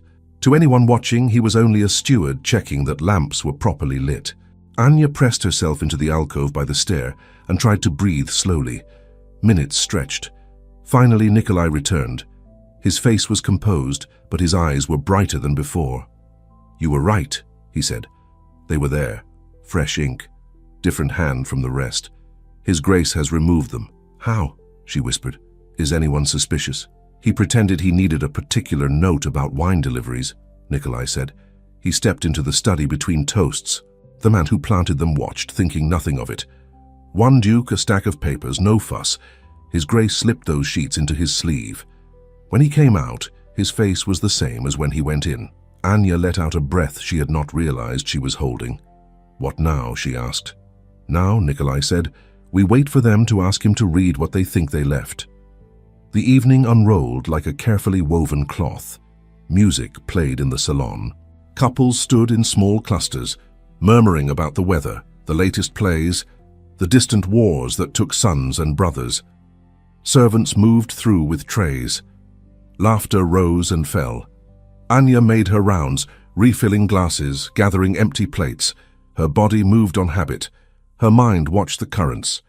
She saw Orlov glance toward the Grand Duke more than once, saw the small official nod to him almost imperceptibly, saw Mikhail answer polite questions with his usual measured calm. After supper, when most guests had eaten their fill, the atmosphere shifted. Conversations grew quieter, more focused. Someone suggested that a smaller group retire to the side salon to discuss certain concerns. The Grand Duke agreed. Anya watched as Mikhail, Orlov, the Grand Duke, and half a dozen others drifted toward a door that led not to the main salon, but to a smaller, more intimate room lined with books. It was the very room the courtyard voices had mentioned. Her heart thudded. "Careful with that carafe," Irina whispered near her ear, startling her. "If you spill it on Lady Morozova's gown, she will lecture us until spring." Anya blinked. "Duchess Morozova?" she asked. Irina jerked her chin toward a group near the fireplace. A tall woman stood among them, her dark hair arranged perfectly, her jewels modest but well chosen. Her beauty had an edge to it. She spoke to a younger lady, with a smile that did not quite reach her eyes. As if sensing their gaze, the Duchess looked over. Her eyes swept the servants, lingering on Anya. There was curiosity there, and something cooler. "Do not let that one catch you staring," Irina murmured. "She knows how to use a glance like a knife." The smaller group disappeared into the side salon. The door remained half open. Anya drifted closer, carrying a tray of fresh cups as if waiting to be called. Inside, she heard the Grand Duke's voice. "You suggested this meeting, Count Orlov," he said. "You spoke of troubling whispers. Let us not waste the evening. What concerns press you so?" Orlov's tone was smooth. "Your Highness," he said, "these are not matters I raise lightly, but there have been patterns, letters, expressions of sympathy with ideas that do not support the stability we all cherish. It would be negligence not to bring them to your attention." "And you have proof?" the Grand Duke asked. "Names, papers?" "Some, yes," Orlov replied. "In fact, I believe certain documents may already be in this house. His Grace, in his zeal, may have collected them. I overheard mention, at council, of letters that troubled him." Anya's eyes widened. He was trying to make it seem as if the papers had come from Mikhail himself. Inside, there was a brief pause. Then Mikhail spoke. "You have keen ears, Count," he said. "I did speak of certain letters. In fact, I have them at hand." Anya nearly dropped her tray. That meant he had replaced the forgeries with something else. "I would not presume to trouble your Highness with gossip," Mikhail went on, "but since we are gathered for this purpose, perhaps it is best that we all see the same pages." "Bring them then," the Grand Duke said. "Let us judge for ourselves." "Gladly," Mikhail replied. His footsteps approached the door. Anya stepped back, lowering her eyes. He passed her with a slight nod, as if she were just another piece of furniture. He disappeared toward the study. Moments later, he returned with a leather folder in his hand. It looked very much like the one the official had carried earlier. Anya doubted it was the same. Mikhail placed it on the small table in the center of the room. "These," he said, "are copies of letters and reports concerning several members of the court. I asked trusted friends to send them." men whose loyalty is beyond question. May we see? The Grand Duke asked. Of course, Mikhail answered. Papers rustled. Voices dropped. Anya edged another step closer. What am I looking at? The Grand Duke said after a moment. Reports from provincial governors, Mikhail replied. Letters from officers. Notes from ministers. All attesting to the steady service of certain men. Their efforts to calm unrest, to uphold the law, to defend the Crown's interests. Not the signs of disloyalty I expected, the Grand Duke remarked. Nor I when I began to gather them, Mikhail said. I had been told that certain nobles murmured against the Emperor's wisdom, that they harbored dangerous thoughts. I thought it my duty to learn if it were so, I asked quietly. I received these. Who told you of their supposed disloyalty? The Grand Duke asked. Mikhail paused. Certain colleagues, he said, men who spoke of secret leanings, of whispered doubts. I will not name them without cause, but I found that their concerns did not match the deeds recorded here. Orlov's voice entered, smooth but tighter than before. Your Grace, he said. Surely you must admit that reports can be selective. Men write what they wish to be seen. As can accusations, Mikhail replied. That is why I prefer deeds written over years to whispers heard in corners. The Grand Duke's tone cooled. You spoke, Count Orlov, of letters more troubling than these, he said. Letters that suggested disloyalty. Do you have them? There was a small silence. I was told, Orlov said slowly, that such letters had been seen by our host, that he found them concerning. If he has chosen to show only those that comfort us, perhaps he has been too cautious. On the contrary, Mikhail said, I would be eager to see such letters myself. Perhaps they were placed somewhere in my study without my knowledge. Count, if you know of their existence, you must know their path. The Grand Duke's gaze sharpened. Placed in your study, he repeated. Without your knowledge, Mikhail answered calmly. This afternoon, he said, one of your officials entered my study uninvited. I am sure by mistake. He left certain papers on my desk, papers that did not match my own hand or my secretary's, new sheets among old ones. Orlov's voice cooled further. Are you accusing one of His Highness's servants of some mischief? He asked. I accuse no one, Mikhail said. I merely state what I observed. When I examined the papers in private, I found signatures that resembled those of respected men, yet they were not identical to the true signatures I keep on file in my records, letters written to my father years ago, before such questions arose. He paused. I removed those sheets, he continued. They are in my keeping now. I did not wish to lay them before your Highness until I had compared them thoroughly. If they are indeed forged, they represent not concern but treachery. The room grew very quiet. Forged? The Grand Duke repeated. Or clumsily copied, Mikhail said. I will not claim a crime until the letters are examined by someone trained in such matters. But I know enough of ink and line to see when a hand imitates instead of remembers. And these supposed forged letters, Orlov said, striving for lightness, where are they now? In a safe place, Mikhail answered. They will be given to the proper office when this evening is done, along with the account of how they were placed in my study on the very day we gather to speak of loyalty. Anya could almost hear the Grand Duke's mind measuring those words. Count Orlov, he said slowly, you have pressed often at council for stricter measures against disloyalty. You have spoken of hidden enemies, of patterns only you seem to see. Yet now, when asked for proof, you produce none. Instead, forged letters appear in a loyal man's house under the Emperor's seal. Your Highness, Orlov said quickly, I assure you I know nothing of any forgery. If some overzealous friend has attempted to assist our cause with clumsy tools, I am the first to condemn him.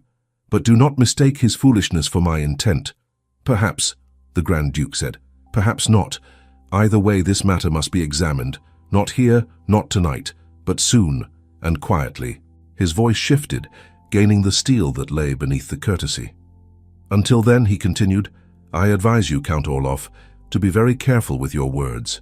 The Emperor does not look kindly on any attempt to deceive him, even in the name of protecting his throne. Orlov murmured something about sorrow and misunderstanding. His tone was smooth, but Anya heard the thin crack in it. The Grand Duke turned back to Mikhail. As for you, Duke Volkov, he said, I thank you for your discretion. You could have made a spectacle of this. Instead, you bring me proof quietly. That is the kind of loyalty my cousin values. I serve at his pleasure, Mikhail replied. If there are rotten boards beneath our feet, I prefer he know it before the floor gives way. A murmur of agreement moved through the room. The conversation shifted after that. The Grand Duke steered it toward less dangerous waters.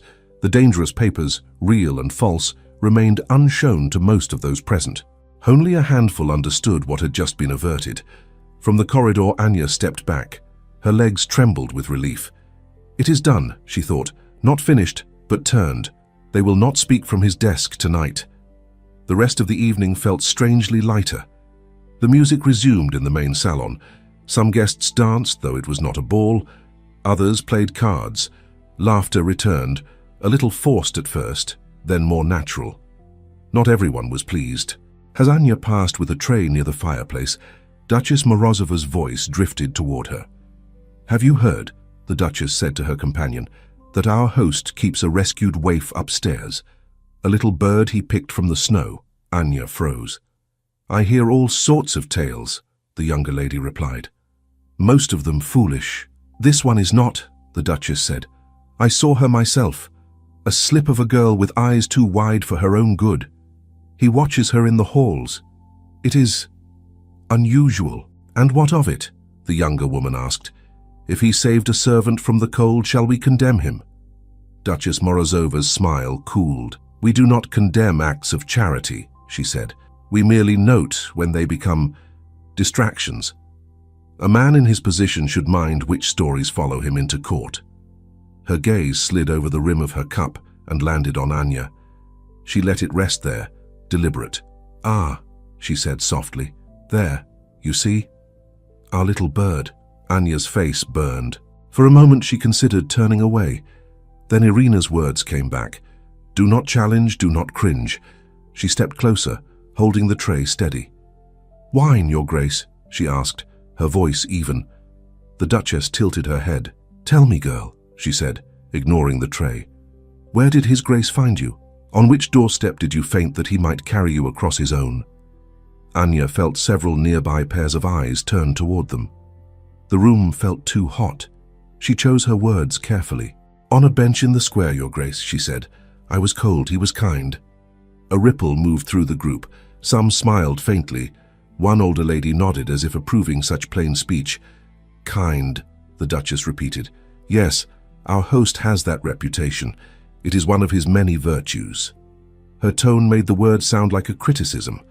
Mikhail's voice cut across from behind Anya before she could reply. "Duchess," he said, "if you wish to know where I spend my evenings, you need only ask me." The girl was freezing. "I had a spare coat. That is the whole of the story." Anya turned, startled. He stood only a few steps away, his expression controlled but his eyes firm. He took the tray gently from her hands and handed it to another servant. "You have served enough in this room for the moment," he told Anya quietly. "See if the staff needs help in the smaller parlor." "Yes, Your Grace," she said. She moved away, her heart pounding. As she left, she heard him say to the Duchess in a tone polite but edged, "If charity is to be counted as indiscretion, then I gladly accept the charge." The evening finally drew to a close. Carriages were called. Cloaks returned. Guests offered thanks and praise. The Grand Duke clasped Mikhail's arm briefly. "We will speak again soon," he said, "regarding both loyalty and forgery." "I stand ready," Mikhail replied. Orlov bowed with perfect courtesy, his smile fixed, his eyes cool. "You must forgive any confusion my concern has caused," he said. "We all wish the same end." "I believe we do not," Mikhail answered calmly, "but that will be made clear in time." When the last guest had gone, the house exhaled. Servants moved through the rooms, clearing plates, collecting glasses, snuffing candles. The chandeliers dimmed one by one. Anya helped stack cups in the sideboard until Irina waved her away. "Go rest," the housekeeper said. "You look ready to fall over. Tomorrow we will clean what you left tonight." Anya obeyed, though rest was far from her mind. Her feet carried her, almost without her choosing, toward the small sitting room near the back stair where she had once stood shivering in a borrowed nightdress. The fire there burned low now, casting a softer light. She stepped inside and stopped. Mikhail stood by the window, his hands behind his back. He had removed his coat, his shirt sleeves rolled neatly to the wrist. He looked tired in a way she had not seen before, as if the evening had pressed more on his spirit than on his body. He turned at the sound of her footstep. "Forgive me," she said quickly. "I did not know this room was in use." "I can go. Stay," he said. "For once I would like someone to come into a room without needing anything from me." She hesitated, then moved closer to the fire, leaving space between them. "The evening is done," he said, "at least on the surface. The rest will play out in offices and letters, far from this house." "Will they punish him?" she asked. "Count Orlov?" "In some way, yes," he replied. "Perhaps not with chains. Men like him rarely feel those. But his influence will shrink. His words will be weighed with more suspicion. The Grand Duke is no fool. He saw enough tonight to know who tried to pull the strings." "And the others?" she asked. "The names they meant to smear?" "Safe, for now," he said. "Their letters will speak for them instead of against them, and they will never know how close their honor came to being stained in this room." She held her hands out to the fire. "It seems so simple when you say it like that," she murmured. "But tonight, it felt as if every step could crack the floor." He gave a soft, brief laugh. "You described my years at court in one sentence," he said. She glanced at him. "Are you angry with me?" she asked, the question surprising even herself. He frowned. "Why would I be angry?" he said. "Because I brought this to you," she said. "If I had not listened that night, if I had not spoken, maybe their plan would have failed on its own. Or maybe," she trailed off, realizing how foolish it sounded.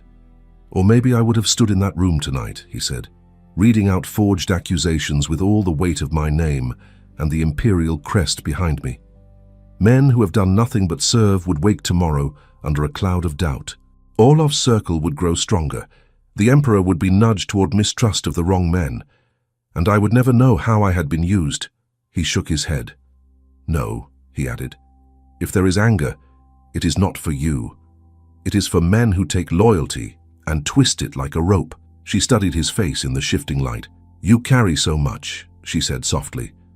"For one person. Do you think I do it alone?" he asked. "I have Nicolia, Irina, others I trust. And now," he hesitated, "now I had you." Her heart stumbled over that simple phrase. "I only watched," she said, "carried trays, opened doors. You saw what no one else saw," he said, "and you spoke when silence would have been safer for you. That is not nothing, Anya." Her name in his mouth sounded different tonight, less formal, more known. She looked down, suddenly shy. "The Duchess does not agree," she said, trying to lighten the moment. "She thinks I am a distraction. She is used to having the last word on what distracts me," he replied dryly. "I have never given it to her, but that does not stop her from reaching." "She looked at me as if I had taken something from her," Anya said. "You took nothing," he said. "There was nothing hers to take." His voice had changed again, softened. She risked a glance at him. "You have been kind to me," she said. "More than any man of your rank needed to be. You could have left me on that bench. You could have sent me away after the first whispers. You could have ignored this whole tangle and let others drown in it." He did not answer at once.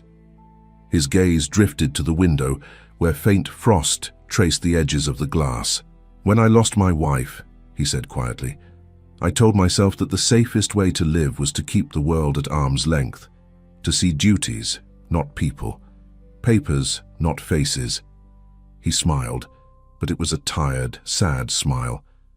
"It works," he went on, "for a time. The days fill. The nights pass. No one gets close enough to be taken away." She held her breath. "And then?" she asked. "And then," he said, "one evening I step out of my sleigh and find a girl half frozen on a bench, clutching life like a stubborn thing. And I hear her mutter that she did not tell, that someone would find her. And I realize that if I walk away, I will hear that voice every night in my sleep." He looked at her fully now. "You have troubled my peace, Anya Petrova," he said, such as it was. "I am sorry," she whispered, though she was not sure for what. "Do not be," he said. "Peace is overrated." Something like a smile tugged at her mouth. "Do you regret bringing me here?" she asked. He shook his head once firmly. "No," he said, "not for a moment. Even if Orlov's schemes had never touched you, I would not regret it." The house has been quieter around you. Less empty. She felt heat rise in her cheeks. I only scrub floors and carry bread, she said. How you do more than that, he replied. You move through these rooms as if they matter. You listen in ways that are not only for gossip. You look at things as if they are worth seeing. Do you know how rare that is in these halls? She could not answer. He took a step closer, then another, until the distance between them was not so large. He did not touch her. His hands remained at his sides, but his voice dropped. I told myself, he said slowly, that what I felt when I saw you in the square was only duty, that what I felt when I heard your story was only pity, that what I felt when you stood in my study and told me of Orloff was only respect. He paused. I am not certain that is all it is anymore, he finished. Anya's heart beat so hard she thought he must hear it. I do not know what to say, she murmured. You need not say anything, he said quickly. Not tonight. You have had enough weight on your shoulders. I should not add more. He turned his head slightly as if to break the intensity of the moment. I only wished you to know, he went on, that whatever others in this city may say about you, in this house you are not a burden.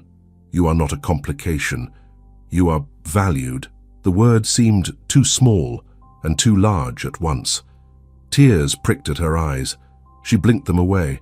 When I left my village, she said quietly, I thought I would spend my life invisible. A pair of hands, a back that bends. I did not think anyone would ever say I was valued.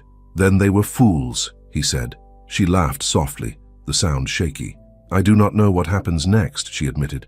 With Orloff, with you, with me.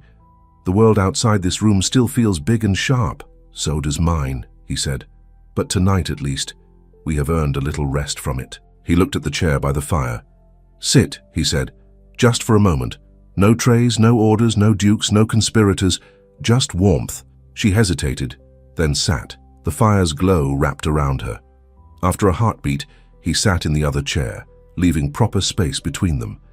They stayed like that in companionable silence, the crackle of the logs and the occasional muffled sound from distant corridors filling the room. The storm outside could rage as it liked. For the first time in many days, Anya's shoulders loosened. She glanced sideways at him. Thank you, she said, not only for the chair or the fire or the night, but for the path that had led from a bench in the snow to this quiet corner. He met her gaze and inclined his head, as if accepting a gift. For the first time in a very long while, he said, I am glad that winter forced my sleigh to slow. Winter did not end all at once. It loosened its grip slowly, as if it did not quite trust spring to manage on its own. The snow in the streets turned thin and grey along the edges. Icicles shrank drip by drip from the eaves. The river still wore its hard white coat, but cracks began to appear near the banks. Inside the Volkov house, life also shifted in small ways. Anya felt it first in the kitchen, where the cook began to talk of fresh herbs instead of pickled ones. Then in the laundry, where the great furs were cleaned and brushed before being stored away. Then in the front hall, where wet footprints became more water than snow. More letters came. They arrived with seals and important hands. Some bore the imperial crest, others carried the marks of ministers, council members, men whose names Anya now knew, but still did not dare to say aloud unless asked. She saw them in passing only. It was not her place to break seals. Still, every time a letter arrived, she felt the old flutter of fear. One afternoon, as she swept the back corridor, she overheard Nikolai and Mikhail speaking in low voices near the study. The commission has finished comparing the letters, Nikolai said. Their experts agree the signatures are copied. The phrasing is too smooth. They call it coordinated misrepresentation. A polite name for dishonor, Mikhail said. They commend you, Nikolai added, in their careful language. They say your discretion prevented a misstep at the highest level. And Orloff? Mikhail asked. Summoned often, answered often, smiles always, Nikolai replied. But his circle shrinks. One of his closest associates has been asked to retire to his estate. Another has been given a post very far from the capital. A third has suddenly discovered devotion to his sick mother in the countryside. And Orloff himself? Mikhail pressed. Not ruined, Nikolai said. Men like him do not fall all at once, but he is watched. His suggestions do not carry as they did. When he speaks of danger now, others hear ambition instead of concern. There was a brief silence. "It will do," Mikhail said finally. "I did not seek his destruction, only that his games not drag the empire into them." "And the girl who kept that from happening?" Nikolai asked. Mikhail did not answer at once. When he did, his voice was softer. "She has done more than I could repay with any coin," he said, "though she does not think so." Anya stepped away quietly before they could notice her near the door. Her cheeks were warm. She had not done any of it for praise. She had done it because she could not live with herself if she did not. Still, hearing her name carried like that in a room full of books and power made her feel strangely tall for a moment. Her days filled with new tasks as winter thinned. Irina, true to her promise, did not let her hands grow idle. But she also remembered something else. "You mentioned once that you could barely read," the housekeeper said one evening, finding Anya in the linen room. "That will not do anymore. Not for a girl whose name passes with letters upstairs." "I can read a bit," Anya protested. "Signs, some words." "Not enough," Irina replied. "You will come to the small office after supper. Nikolai has agreed to help. He enjoys pretending to be a teacher." Thus began a new habit. Most nights when the house quieted, Anya sat at a small desk near the back of the house with a worn primer before her. Nikolai corrected her letters patiently. "That is not an M. That is an injured N," he said once, tapping the crooked line. She laughed and tried again. Mikhail passed the open door more than once. Sometimes he simply glanced in and moved on. Sometimes he paused. "How goes the war with the alphabet?" he asked one night. "I think I have taken 2 villages," Anya replied, grinning. "But the capital still stands." "Do not worry," Nikolai said. "She will conquer it. She has more stubbornness than half the council." "I do not doubt it," Mikhail said. He stepped inside, looked over her shoulder at the page. "Read this," he said, pointing at a line. She frowned, sounding it out. "Loyalty is not proved by words spoken when others listen," she read slowly, "but by choices made when no one sees." "That is too long for a practice sentence," she protested. "It seemed fitting," he said. She looked up at him. "Do you copy your own thoughts when you prepare lessons?" she asked. "Sometimes," he admitted. "It spares me the trouble of finding other men's wisdom." The more she read, the more the house opened to her. Old ledgers became stories. Names in account lists became people who had supplied the Volkov household for years. Petitions, once just sheets of ink, now told of widows needing repairs, schools needing roofs, men asking for work. She began, shyly at first, to help Irina read the letters that came from the poorer districts, asking for leftover food or unused clothing. "We can spare more," she said once, after reading a request from a widow with 5 children. They asked for 1 sack of flour. "We have 3 we did not use this month." Irina watched her. "You are sure it will not empty our own shelves?" she asked. "I counted," Anya replied. "Twice. If the next delivery is on time, we will manage." Irina nodded. "Then mark it," she said. "Write yes in the corner. I will know what it means." Anya did, her letters a little shaky but legible. "You are making decisions now," Irina remarked. "Be careful. That is how it begins." "How what begins?" Anya asked.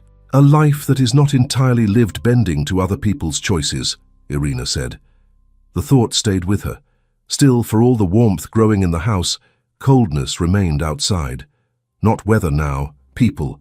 Whispers did not vanish when the forgery scandal softened. They merely changed shape. Ladies who had always lifted their noses a little higher when they passed a servant now lifted them even more when that servant was Anya.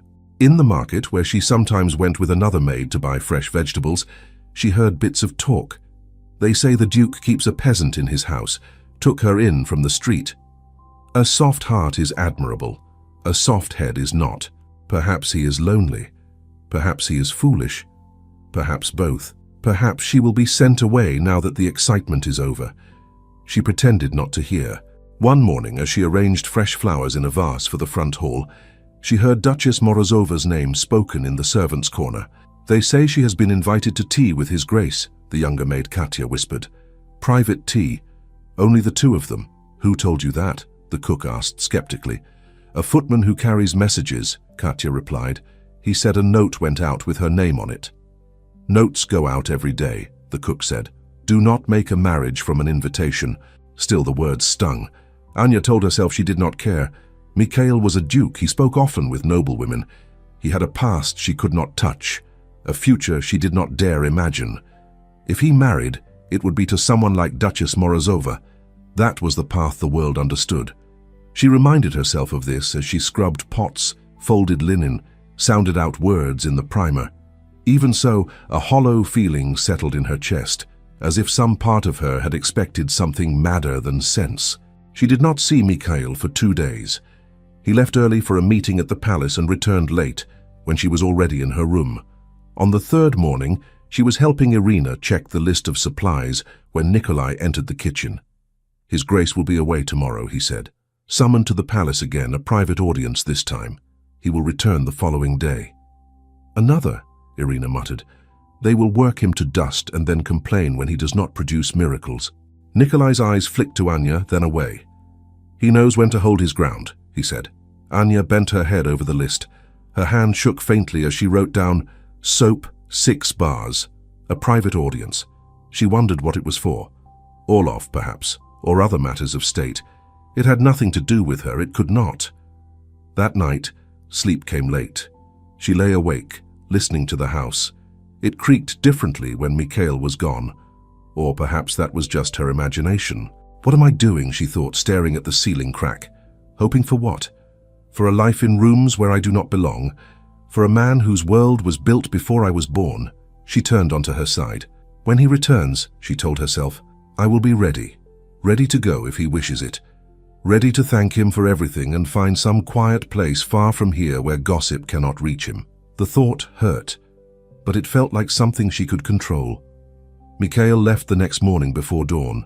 Anya saw the sleigh depart from an upstairs window as she shook out a curtain. The horse's breath steamed in the cold air. His figure, wrapped in a dark coat, was only a shape against the pale light. Do your work, she told herself. Do not wait at windows like a foolish child. She obeyed. The day passed, ordinary on the surface.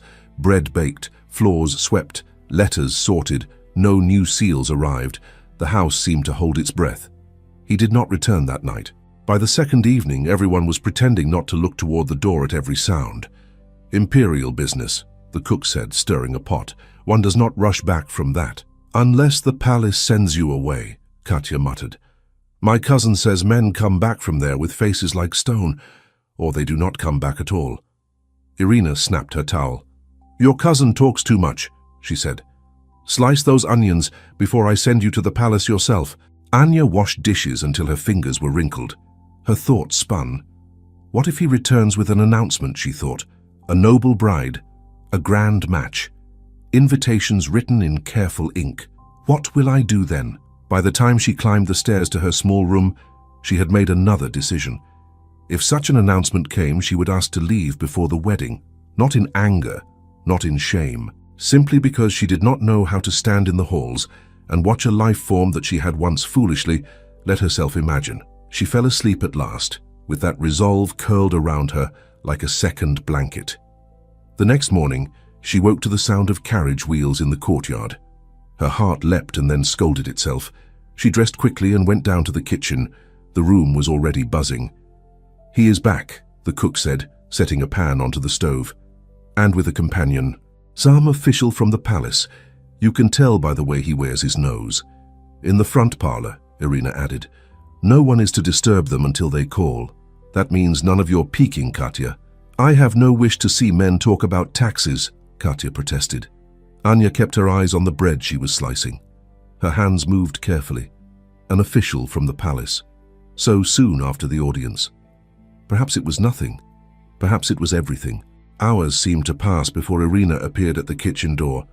Anya, she said, His Grace asks for you in the small sitting room. Now. The knife paused mid-slice. Me? Anya said. Why? Irina's expression was unusually gentle. If I knew everything a duke thinks, I would be the most powerful woman in Russia, she said. I only know he asked for you. Wipe your hands, straighten your hair, do not keep him waiting. Anya obeyed, her heart pounding. She washed her hands, smoothed her dress, tucked a stray strand of hair back. The walk to the small sitting room felt longer than it was. At the door she stopped, drew in one breath, and knocked. "Come in," Mikhail's voice said. She opened the door.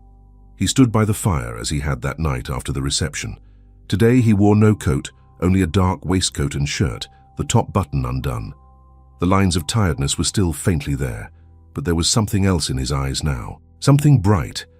On the small table near the window lay a folded piece of parchment with a ribbon and a broken wax seal.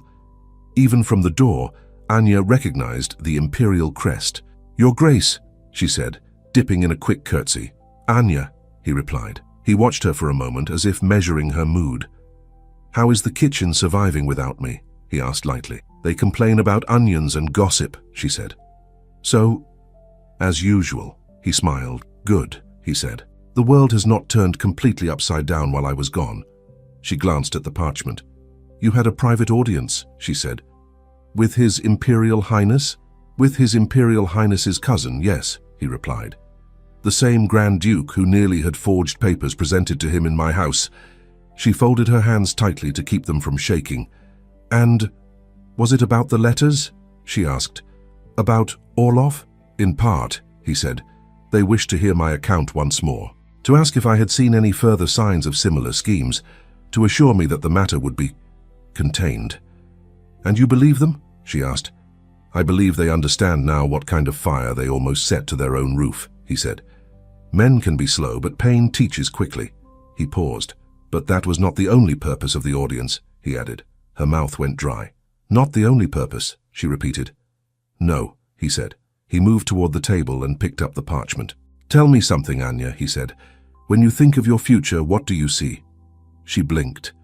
"I do not understand," she said. "I am a servant. I see work. Perhaps if I save a small room somewhere, enough bread, warmth in winter, those would be blessings." "Nothing more?" he asked. She hesitated. "What more would be sensible to wish for?" she said quietly. He looked down at the parchment, then back at her. "Do you wish to leave this house?" he asked. The question hit harder than she expected. "Yes," she said before she could stop herself. His eyes flickered. "I see," he said softly. She took a breath. "I mean," she hurried on, "I wish to leave before I become a burden, before your life changes, before my presence causes you more trouble than it already has." "You think your presence causes me trouble?" he asked. "People talk," she said. "Duchesses, servants, men at market. They say you keep a stray under your roof. They say you will marry a great lady. They say your kindness will be your undoing." "And what do you say?" he asked. She lifted her chin. "I say you have given me more than I deserved," she replied. "You owe me nothing. When your path asks you to step where I cannot follow, I will not cling to your coat." He watched her, something like pain moving behind his eyes. "You plan to walk away," he said slowly, "to spare me scandal." "Yes," she whispered. "And does that plan make you happy?" he asked. She looked at the floor. "Happiness is not for the likes of me," she said. "Peace is enough." He was silent for a long moment. Then he crossed the small distance between them, the parchment still in his hand. "Listen to me," he said quietly, "very carefully, because I have just crossed a line from which there is no easy return, and I will not have done it for nothing." She forced herself to look up. "The Grand Duke asked me a question yesterday," Mikhail said. "He asked if I had considered remarrying." Her heart stumbled. "And what did you answer?" she managed. "I told him that until recently I had not," he said, "that I had wrapped my grief around me like a cloak and decided it would serve instead of companionship." He gave a small, rueful smile. "He did not seem surprised," Mikhail went on. "He said men like me often mistake stubbornness for virtue." She said nothing. Her pulse was a drum in her ears. "Then," Mikhail continued, "he asked if that had changed, if there was someone I wished to bring before the court's notice, someone who might not fit all of society's expectations." Anya could not breathe. "Why would he ask that?" she whispered. "Because he is not blind," Mikhail said, "and because he listens to more than just forged letters. There are other whispers in this city, Anya, not all of them poisonous. He has heard some of them." He opened the parchment. "This," he said, "is the result of that conversation." He held it out to her. Her hands shook as she took it. She could barely see the letters at first. They blurred. She blinked until they steadied. By special dispensation of His Imperial Majesty, the bearer of this letter, Duke Mikhail Petrovich Volkov, is granted permission to unite himself in lawful marriage with a woman of common birth, provided that her conduct and loyalty be judged fitting by his household, and that no impediment of law or blood stand between them. Further, said woman may, upon marriage, be received under the protection of the family name, and afforded such courtesies as the Duke sees proper within his house and lands. Below the neat script, the imperial crest shone, impressed deeply in wax. She stared, unable to make sense of it. I do not understand, she whispered. Why are you showing this to me? Because it concerns you, he said. She looked up, eyes wide. Me, she said. No, it cannot. There are thousands of women of common birth, better than I, more worthy, more skilled. You cannot mean... I can, he said quietly, and I do. She took a step back, as if the room had tilted. No, she said, shaking her head, you cannot. Your Grace, think, your family, your name, people will laugh. They will say you lost your mind in the snow with me. Let them laugh, he said. I am tired of measuring my steps by the mouths of others. He set the parchment aside and reached out, but did not quite touch her.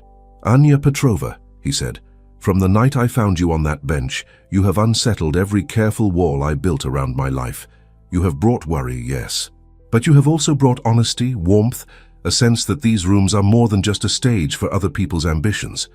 He drew a breath. I find myself listening for your footstep in the hall, he went on, looking for your face at the table, trusting your gaze more than all the flattery of the noblemen who crowd my study. When danger came to this house, you did not run from it. You walked toward it, to warn me. Not because you hoped for reward, but because it was right. He took another step closer. I cannot imagine this house without you now, he said. Not as a servant who passes through its rooms, but as someone who belongs in its heart. Her throat closed. Belongs, she repeated. Yes, he said, and I am selfish enough to want that belonging tied to me, not just to these walls. He bent his head slightly, as if he were suddenly the one unsure. I am asking you, he said, to make another mad choice with me. I am asking you to stay, not as my charity, not as my servant, as my wife. The word hung in the air, unreal. Anya's fingers tightened around the edge of her apron. Your wife, she whispered. Yes, he said. You do not know what you ask, she said, her voice brittle. I am a peasant. I trip over long words. I use the wrong spoon. Your guests will stare. Your relatives will write letters. Duchess Morozova will grow fangs. He almost laughed at that. Perhaps she already has them, he said. If so, they will find no purchase on us. She shook her head again.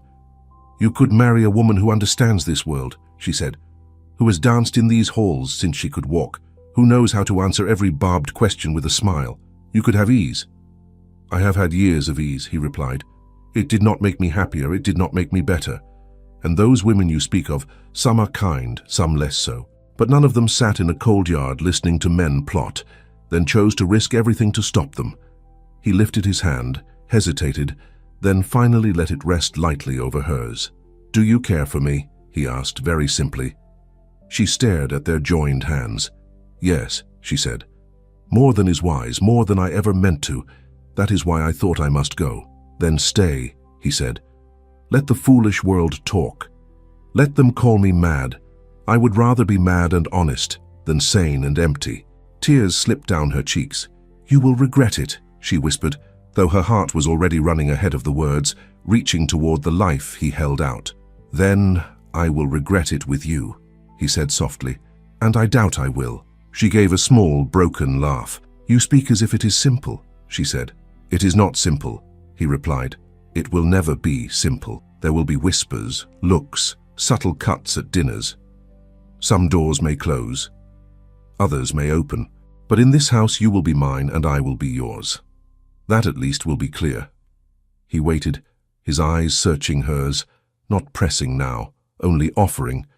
She thought of the bench in the square, of the moment she had decided she no longer cared whether she woke.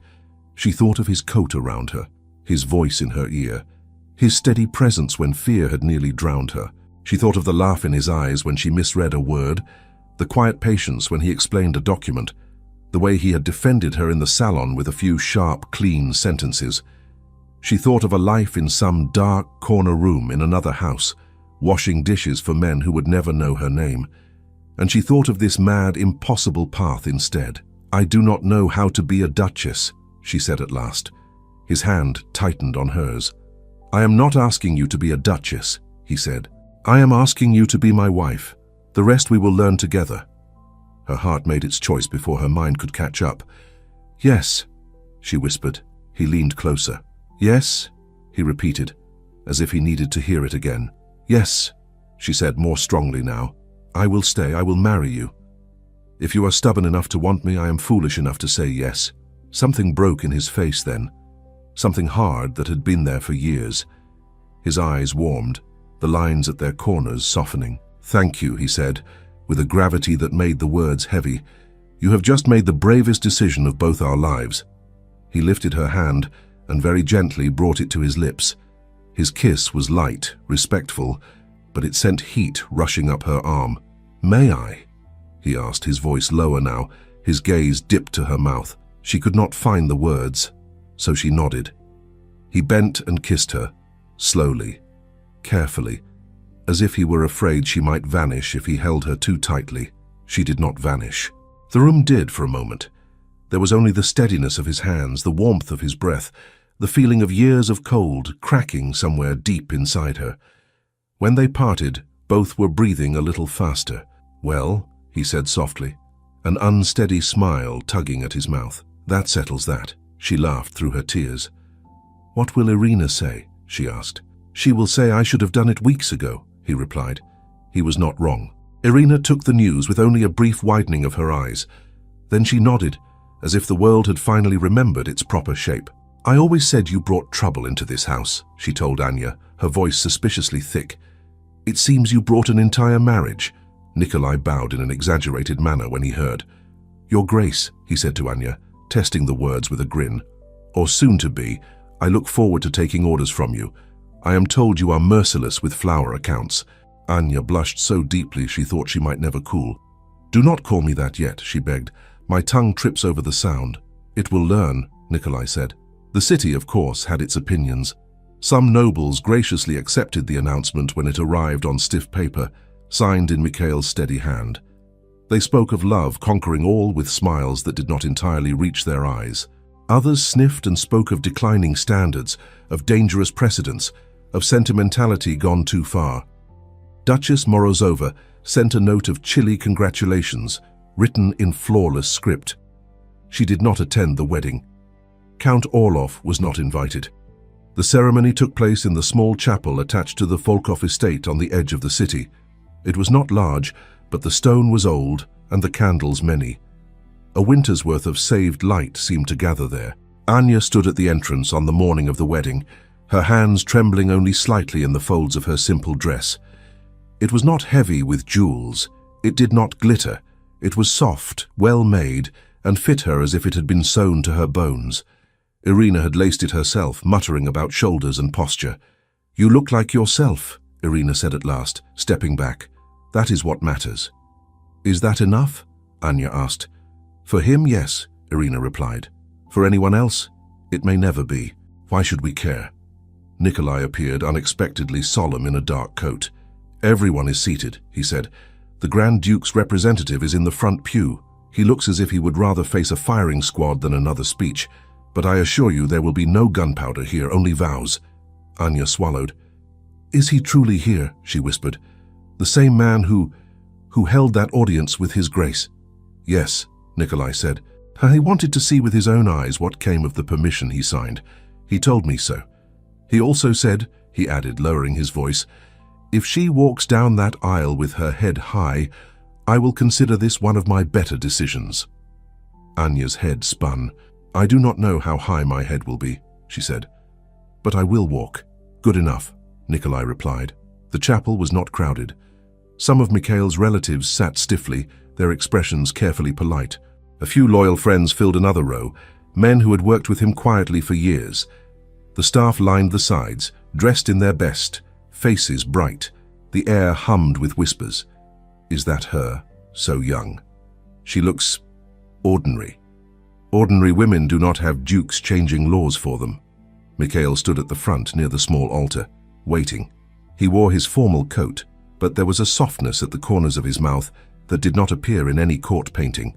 When Anya stepped into the aisle and their eyes met, the murmurs faded in her ears. Every step felt both heavy and light. She did not float. She walked. Her shoes touched the stone. The hem of her dress brushed the floor. Irina's words echoed in her mind. "You look like yourself." She reached him. The priest's words washed over them, vows, promises, questions that began with "do you" and "will you" and "until death." Anya's voice shook on the first "I do," then steadied on the second. Mikhail's voice did not shake at all, but his hand trembled against hers once. When it was done, when the priest declared what the law now considered true, the Grand Duke's representative stepped forward. "In the name of His Imperial Majesty," he said, "I acknowledge this union. May it bring more stability to this house than certain other unions nearly took from it." There was a ripple of restrained laughter. Mikhail leaned close. "I believe that was his way of blessing us," he murmured. "I will take it," Anya smiled. He turned to her fully, and in front of everyone in that small old chapel, he kissed her. It was not as careful as the first kiss in the sitting room. It was still respectful, but there was a firmer promise in it now, a public one. Later, the household gathered in the dining hall. The celebration was not wild. There were no endless courses, no fountains of wine. There was good food, music from a small group of musicians, a scattering of toasts. Irina raised a glass. "To the girl who turned our house upside down," she said, "may she never put it back the way it was." Laughter went up.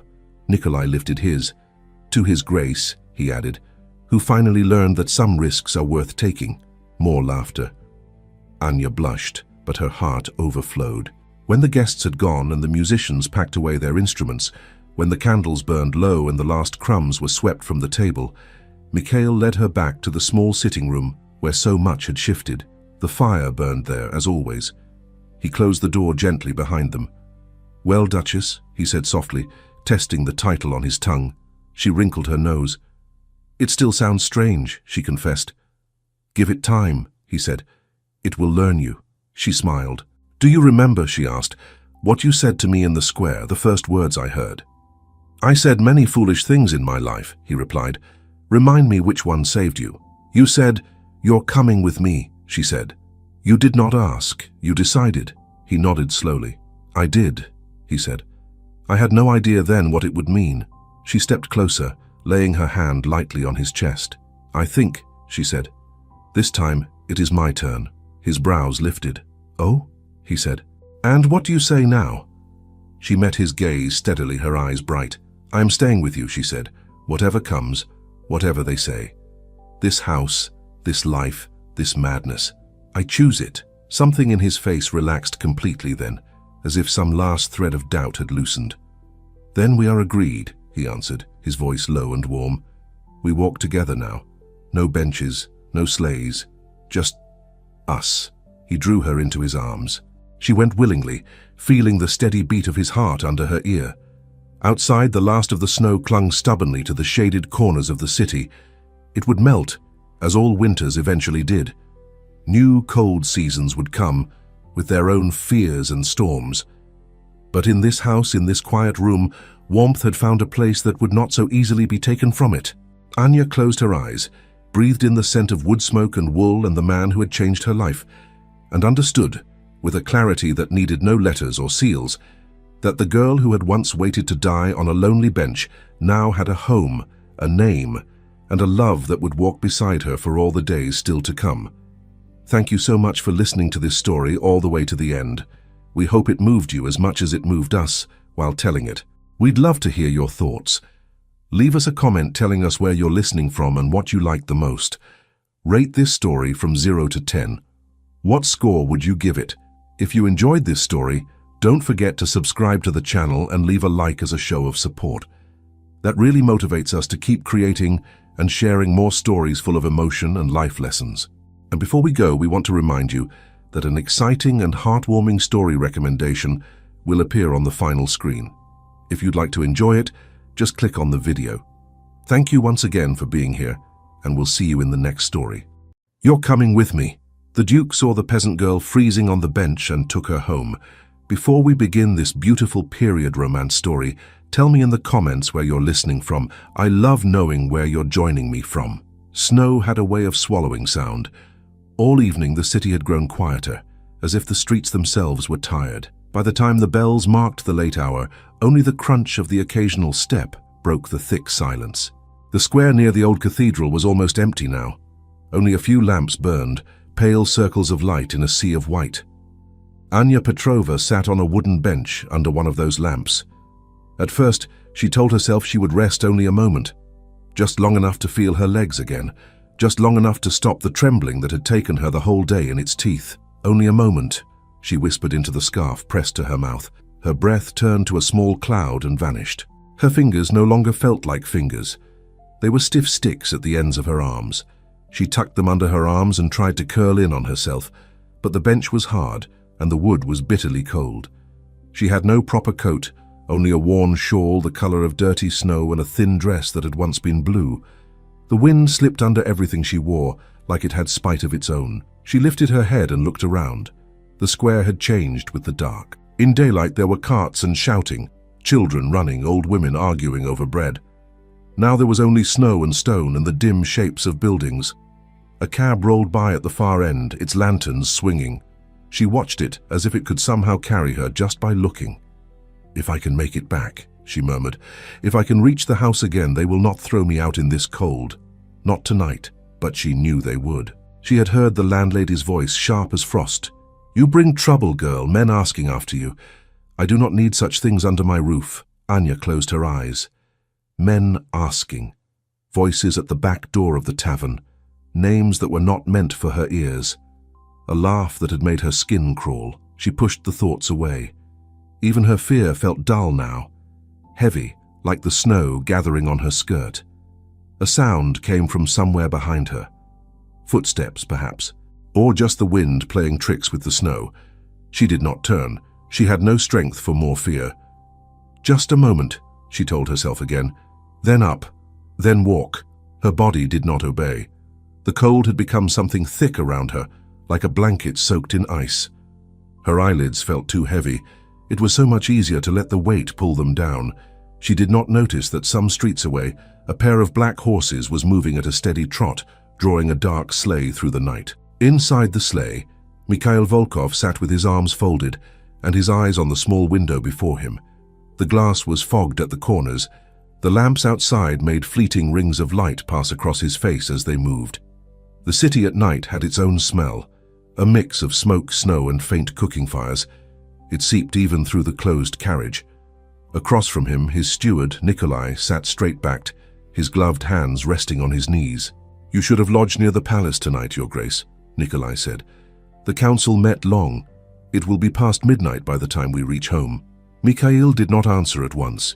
He had the habit of silence, of letting words die before they were spoken. The years since his wife's passing had trained him in that. "The council chambers are colder than the road," he said at last, "and I prefer my own walls. There is talk," Nikolai added carefully, "that His Imperial Highness may call more such meetings. They value your judgment." Mikhail's mouth curved slightly. The expression did not quite become a smile. "Or they value a man who does not speak more than he must," he said. "It makes it easier for others to hear their own voices." Nikolai allowed himself a small breath that might have been a laugh. "As you say, Your Grace." The horses turned into the square, their hooves muffled in the snow. The sleigh moved more slowly here, the driver wary of the drifts forming along the edges. Mikhail stared absently at the lampposts as they slid by, their light making brief halos in the dark. His mind, out of habit, turned back to the council, to names, documents, the careful weighing of loyalties and petitions. He did not look for anything out of the ordinary in the square. He did not expect it, yet his gaze caught on a shape. At first it was only a darker patch against the white, a small rise at the edge of the lamp's circle. The sleigh rolled on a few yards. Then something in his chest stirred, a faint prickle, as if some quiet inner voice had said, "Look again." He leaned closer to the window. "Stop," he said, before he had quite decided to say it. The driver heard his voice through the small opening and pulled the reins at once. The horses slowed, snorted, stamped. The sleigh came to a halt. "Your Grace?" Nikolai asked. Mikhail did not answer. He pushed open the door and stepped down into the snow. The wind met him like a living thing, reaching icy fingers into his collar. His boots sank, crunching softly. He crossed the space between the sleigh and the lamp, his breath making brief clouds. The figure on the bench was still. A girl he saw now. Not much more than that at first. Her hair was bound back in a rough braid, streaked with snow. Her head had fallen forward, her face half hidden by a thin scarf. Her hands were bare where they clutched at her shawl. She did not move. Mikhail's chest tightened in a strange, unwelcome way. He spoke once, sharply, as he might to someone asleep in a chair. "Girl." Nothing. He stepped closer and reached out. His hand hovered for a heartbeat